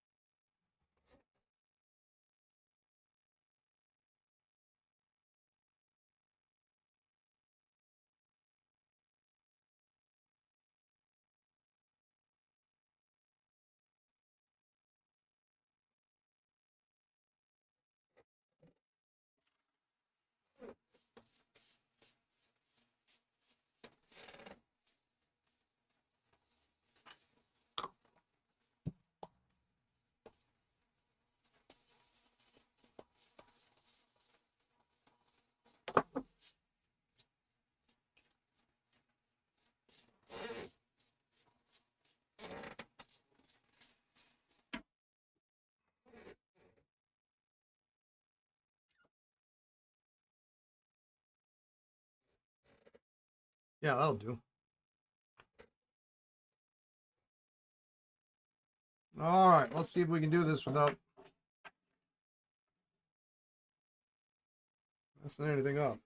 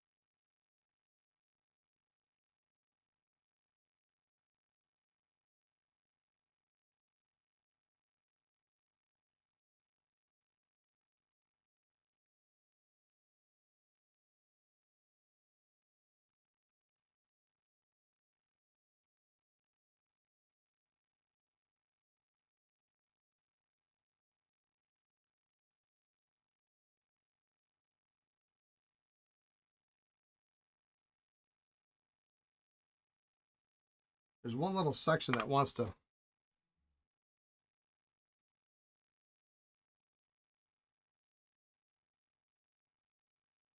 dip under. And it's probably a real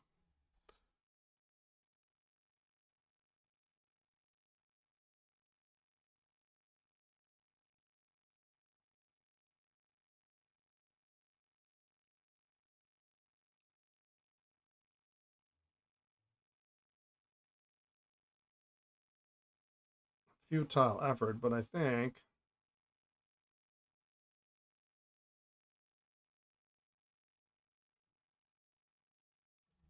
can't believe I'm doing this.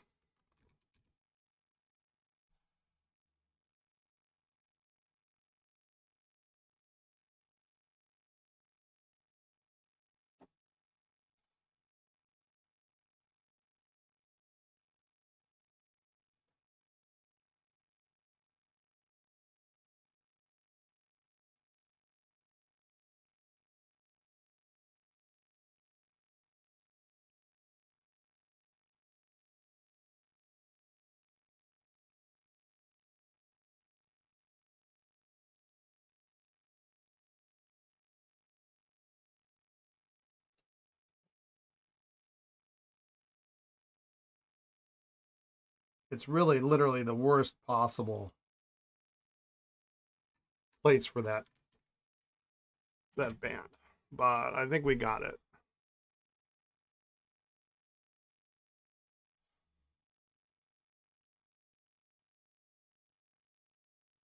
Just getting hung up right there. You can see it kind of.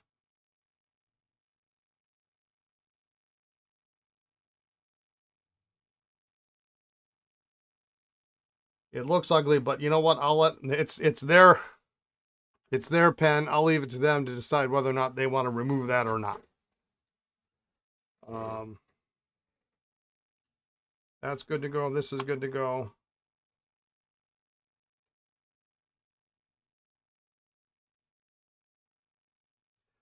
It's been on there so long they probably don't even know it's. Probably don't even know what a nib sticker is. Probably.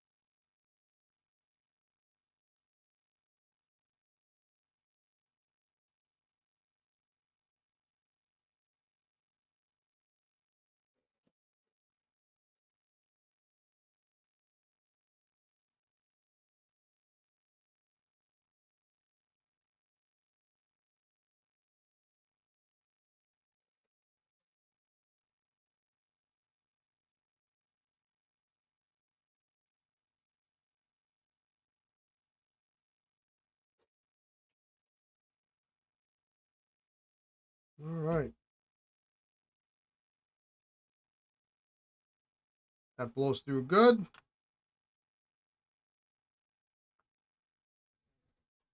So we're just going to need to wait until this.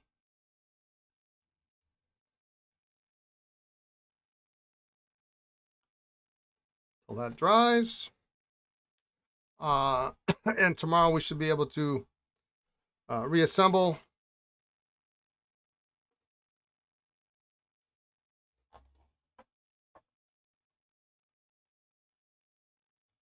And that one's ready to go home.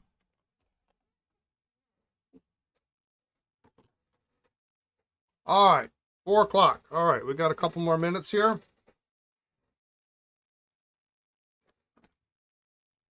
I did pull out a couple of pens.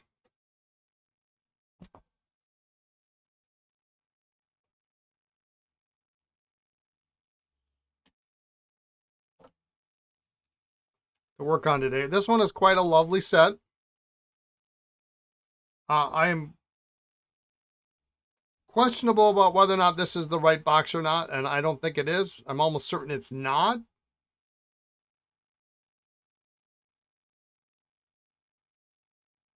Because it says, it's got the Lucky Curve logo on the top here. And this is a Thrift Time Parker set, but isn't this stunning?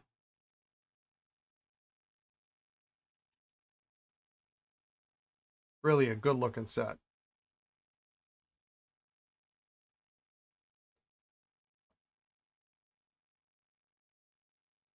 Pencil works. Got the color match jewels. So we got that. We're going to work on that. I'm probably going to, I hate to say it, I'm going to keep the box. Because I don't think this box is right.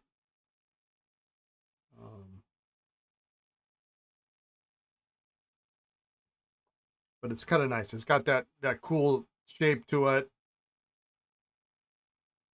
With the gold.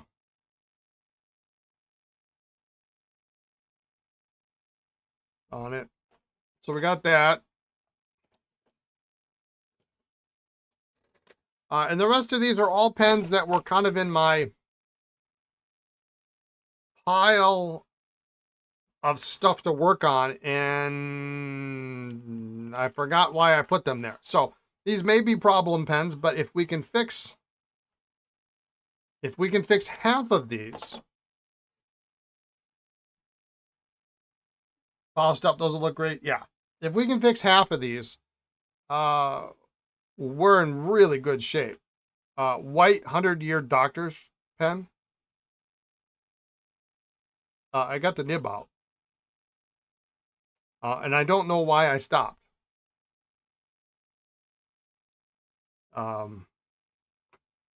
It does have some minor issues.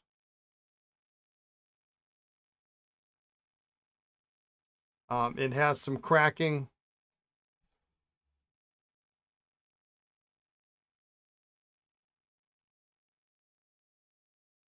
Right up here by the clip.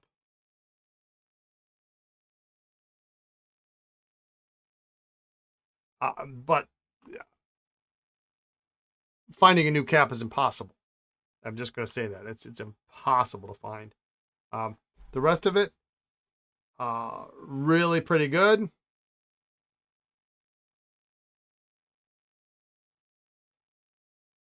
Lever and bar just needs to be cleaned out. Firm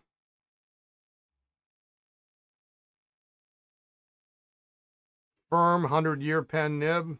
It's got a little bit of a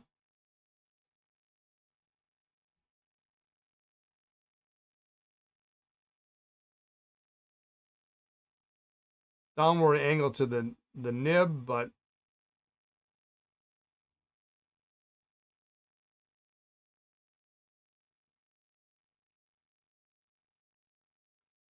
maybe that's probably easy enough to fix. That's probably why I stopped. This is a lovely. I don't remember why this was still sitting in the bin. A nice Sheaffer, decent trim. It's not perfect. It's got some brassing. It's better than most. Feather touch.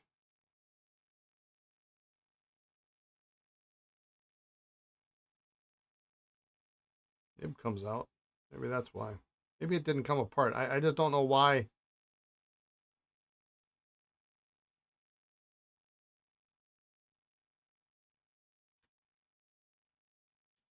So we're gonna look at that. Eversharp Symphony. It's got this funky slipper cap. This one is threaded.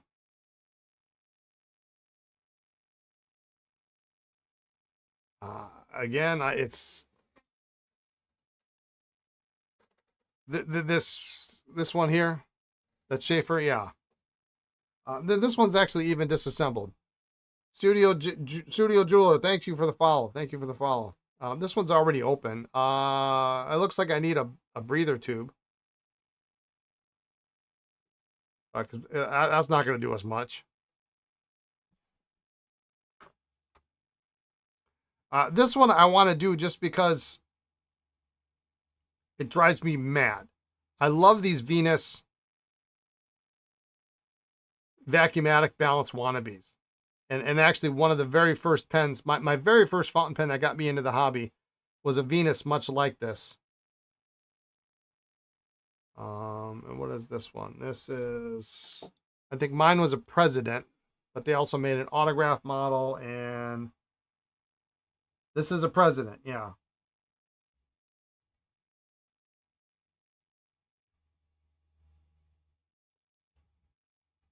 Venus was your first gold nib pen? Yeah, and most often they don't have gold nibs. Now this has got some nasty, I don't know what is on here, but there's a gold nib on here. Now I've got this action to deal with, but I'm hoping that resetting the nib in feed, it probably could go in a smidge further, is going to solve this problem. I don't know, but there's like some nasty sticky stuff going on here in the cap. Yeah, they're decent pens. This clip's a little loose, so I want to do that just because it's gross and it needs to be fixed. And this is an odd duck. And let's see if anybody recognizes what this is.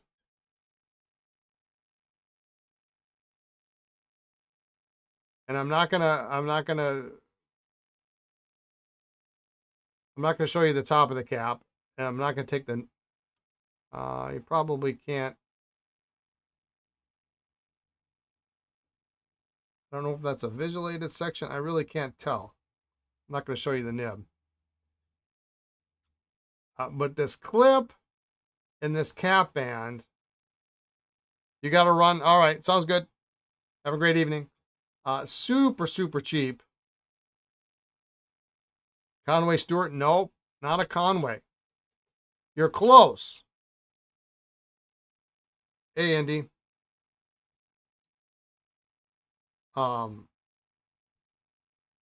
You're sort of close. Let me look at this imprint one more time here.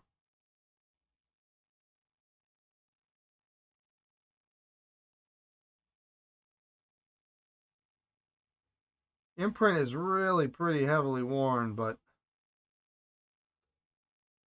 it's a swan, correct. It is a swan.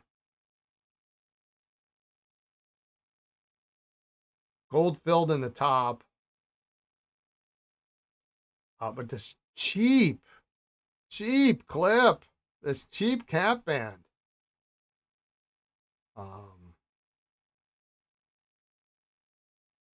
US made. It's got to be, it's worth fixing up. So that's all. And these were all kind of in a, you were thinking swan too? Yeah. And weird. I'm not a swan collector. I like, no surprise, I like the earlier stuff, the hard rubber, the overlays, the chatelaines. It almost looks like, you know, those later Conklin Chicagos.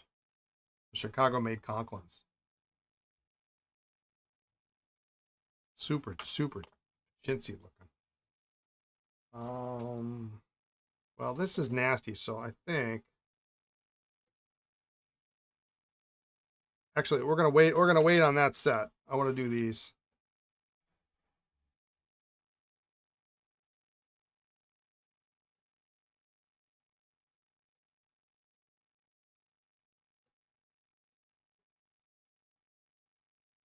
Get that. Excellent. This is a really pretty Venus. It's super pretty. But it's super nasty. In fact, I'm not going to put any other pen in the water. I don't think. And it's like almost 4:15, so I think we're gonna. This will be the first and only pen we start on today.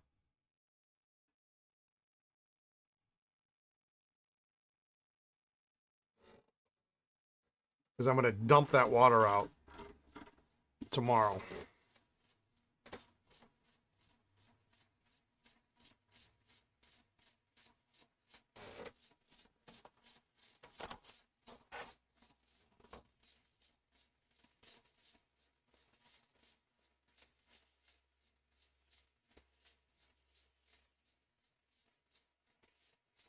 I don't know what it is. It's not ink. It's almost...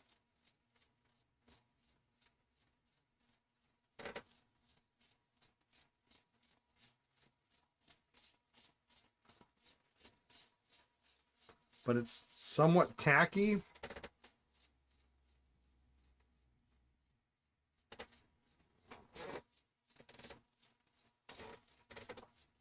There's something British about that material. Yeah, it's pretty cool, isn't it? My very first Esterbrook relief was in like that kind of rose marble.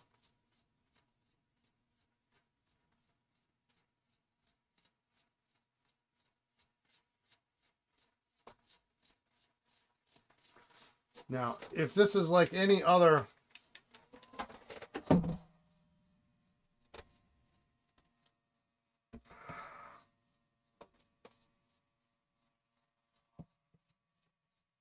Venus, it's going to be next to impossible to open.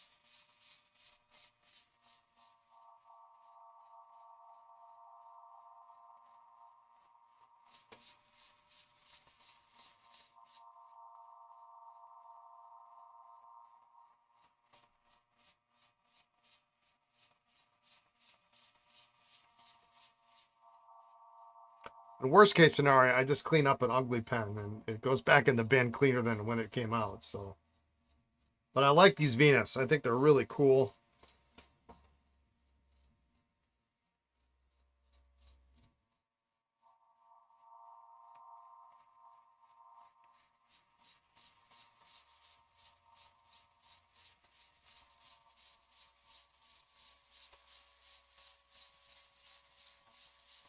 Oh, that's probably why. That nib is a little cracked on that base, but if we can get it seated in a little bit further, I think it will probably be, it could be okay. This could be a complete waste of time.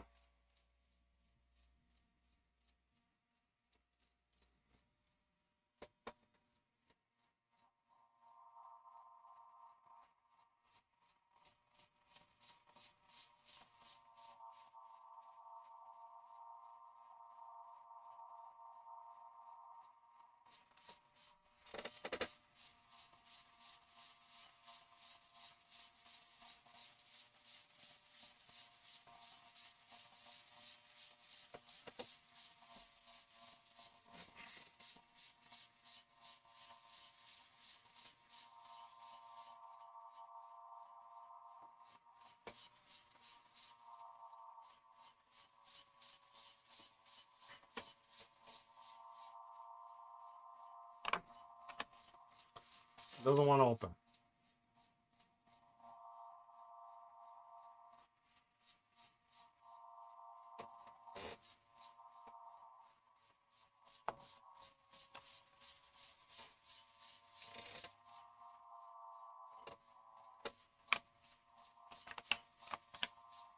We taking bets on this one? I bet it doesn't open. this one.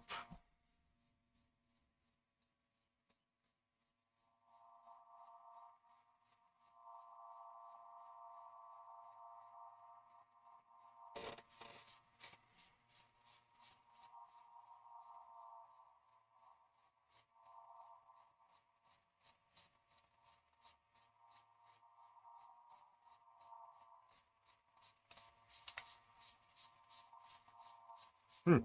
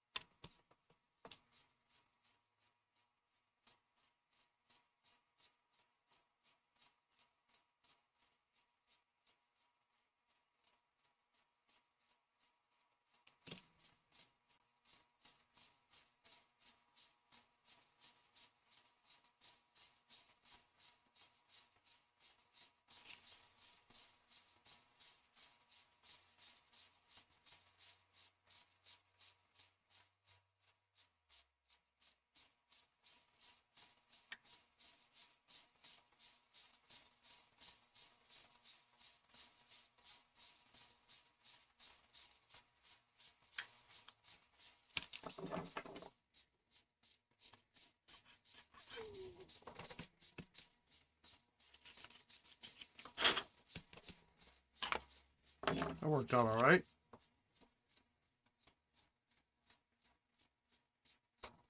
I always like to look at these old sacks to see if they're marked in any way.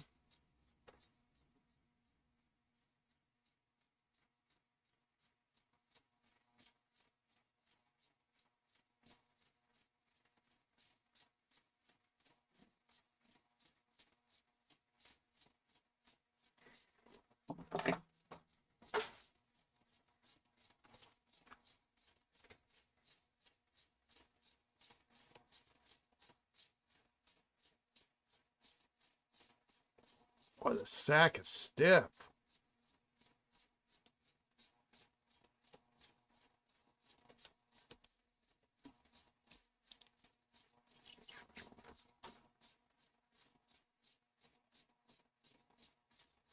Oh, that's why.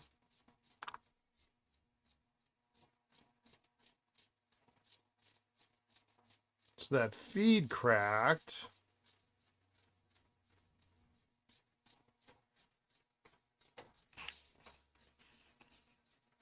I bet we can do epoxy on it like we did the last one.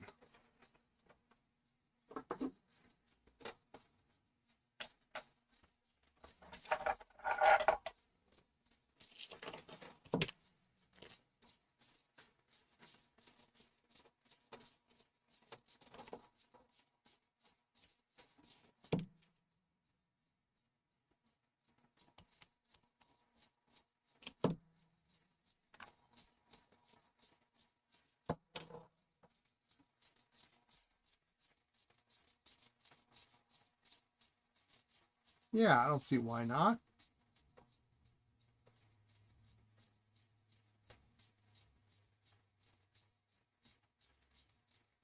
It'd be almost invisible repair.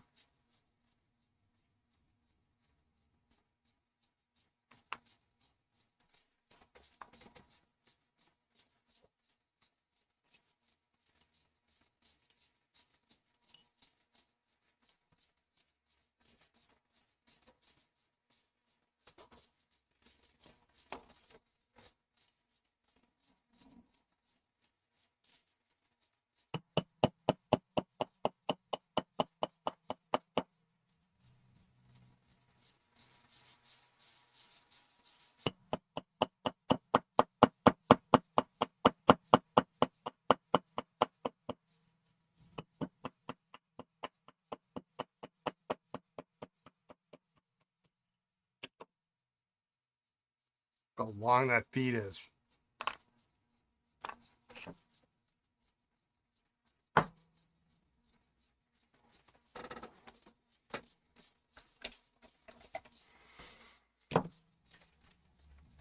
This should be, in theory, a really pretty easy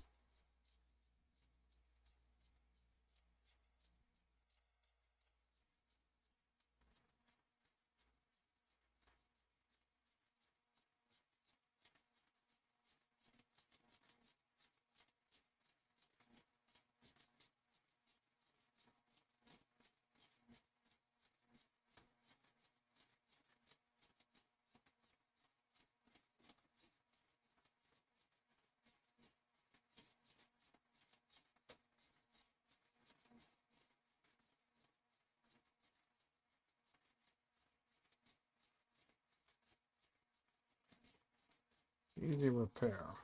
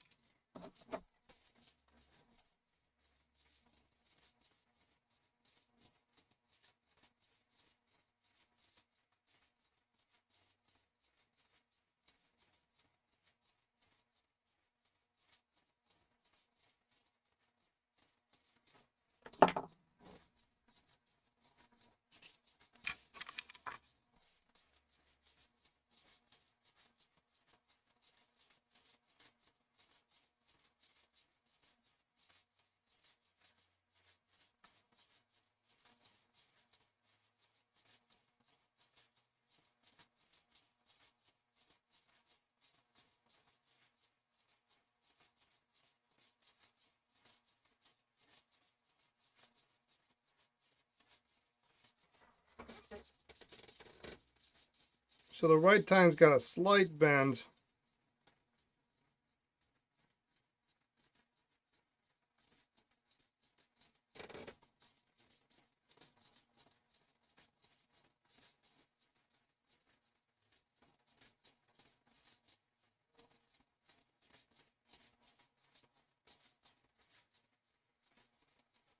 Kind of goes down and then up.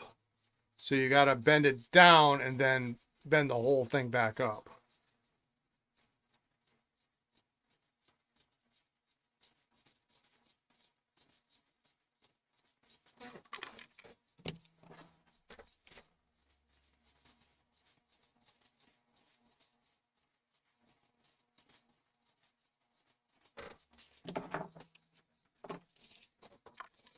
And then make sure it lines up.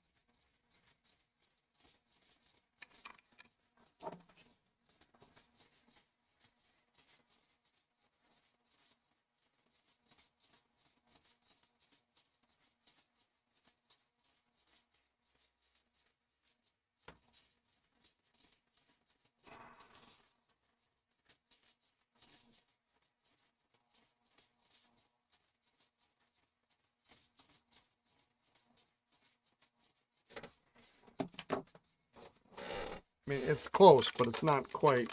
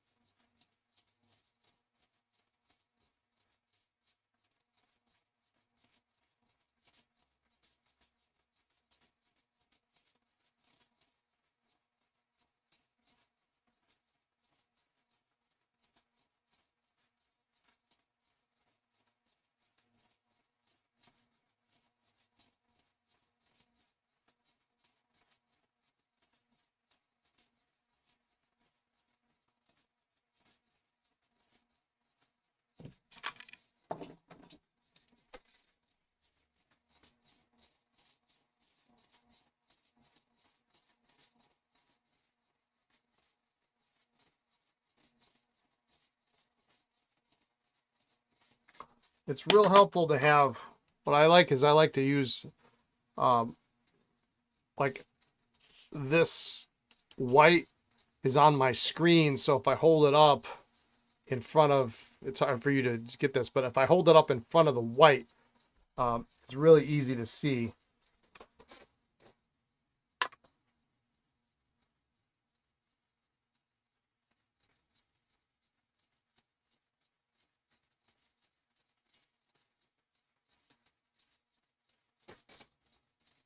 Where I'm at.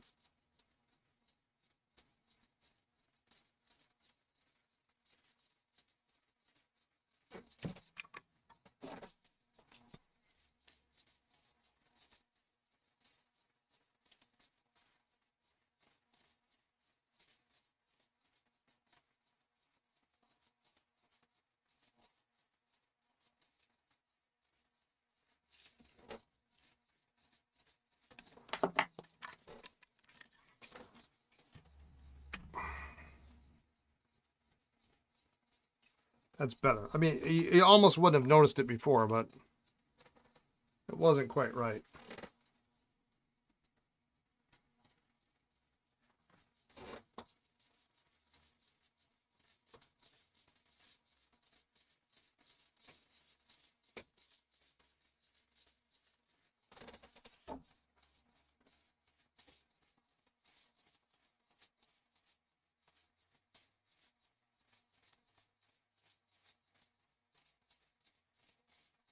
And I'm pretty sure I just stopped when I saw that the nib was kind of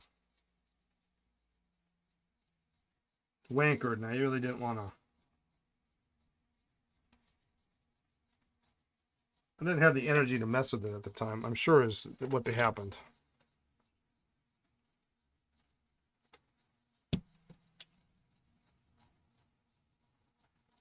So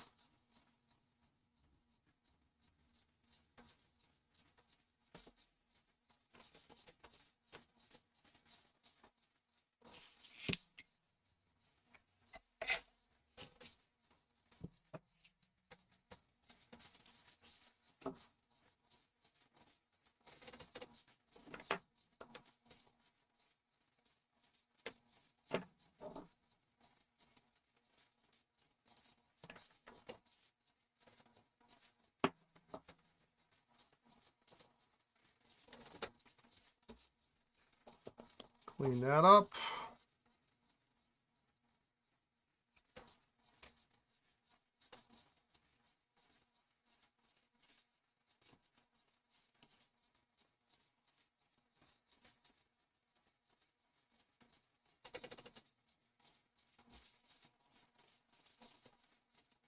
And the one nice thing is it's a firm nib, so it means there's a lot of metal there. And reasonably easy to move without too much trouble.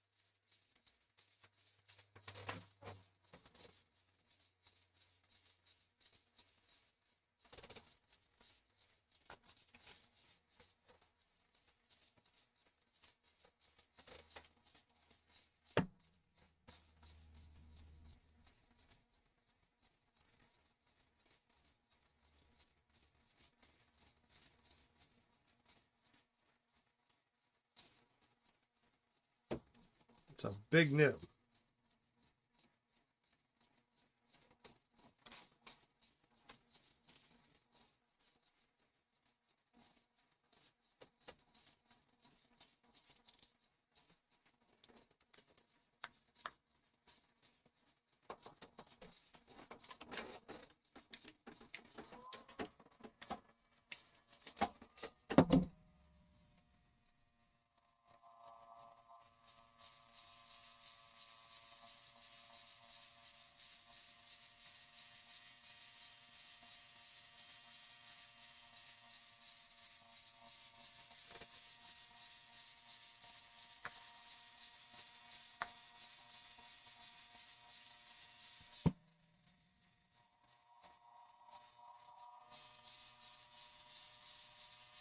Well, it went in just fine, but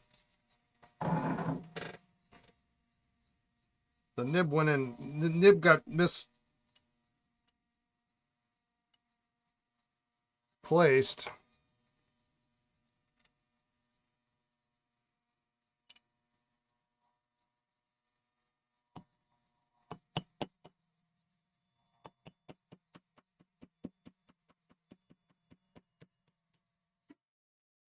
So we're going to have to do it again.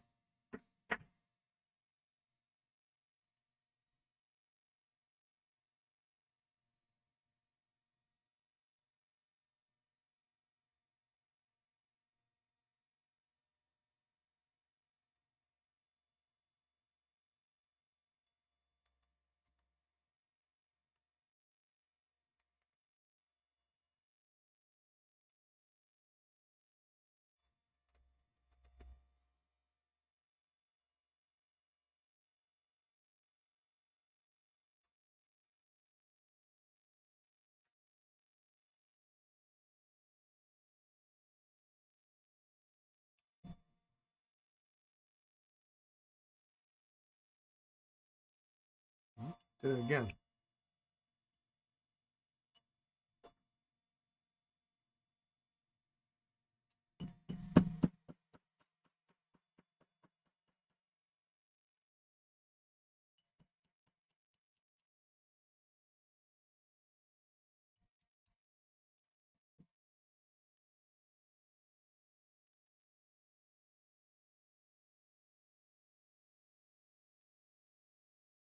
So what I'll do is normally I would set it.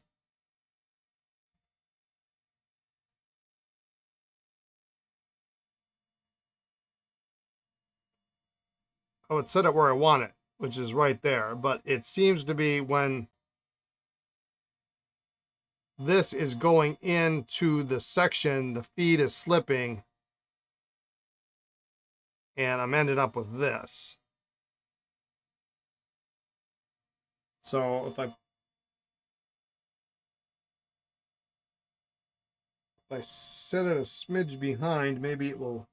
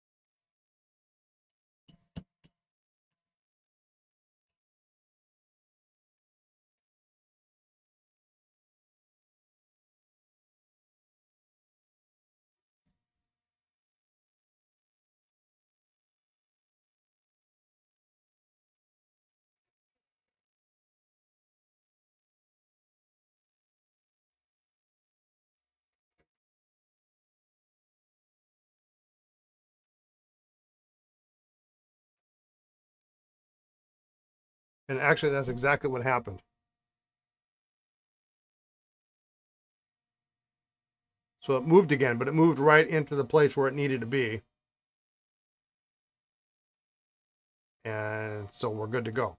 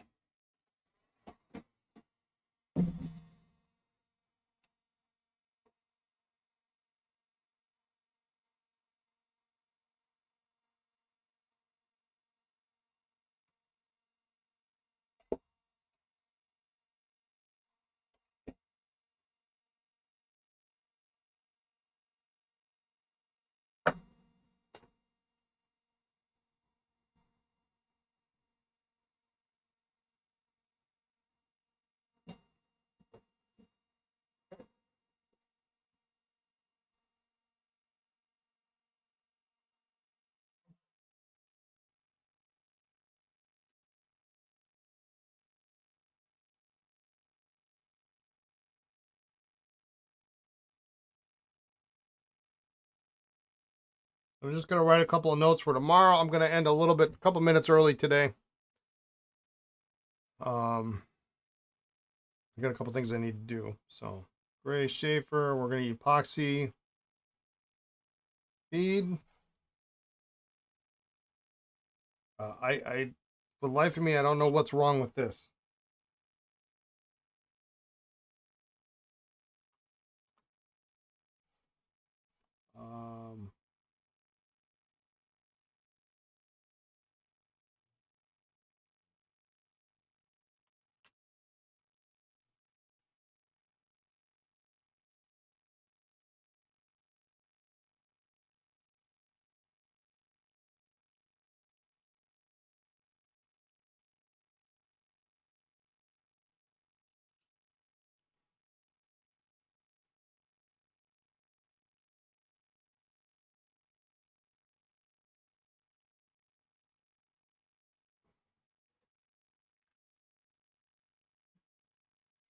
So that's what we got. And the back cap soaking.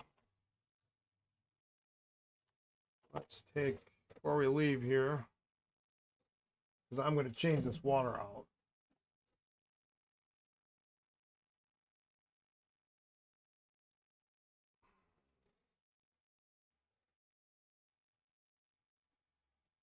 Am I soaking it? What did I do with it?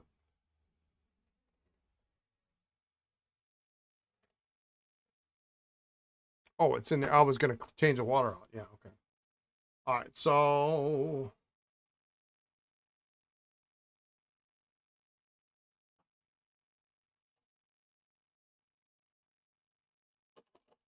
if nothing else, you don't need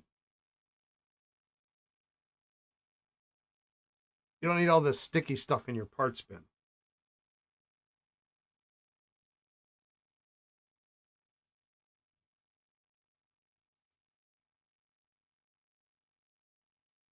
Because then it gets on every other pen.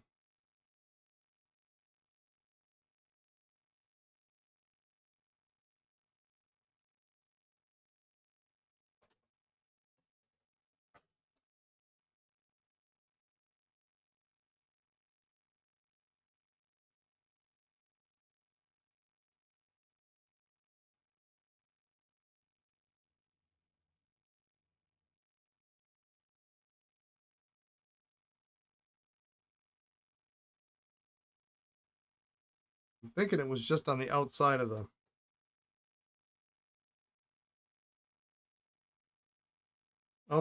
pen. I'm hoping that's the case.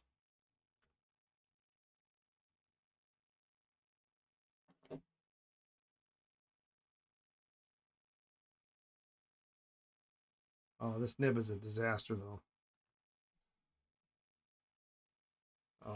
I may have to see if I've got another. I don't even know if I have another 14 karat Venus nib. That's a long shot. It's cracked almost all the way across the nib. This nib is shot. So, well,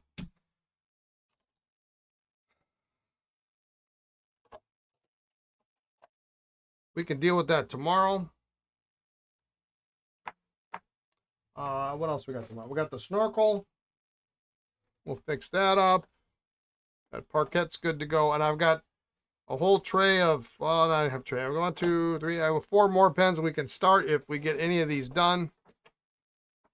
And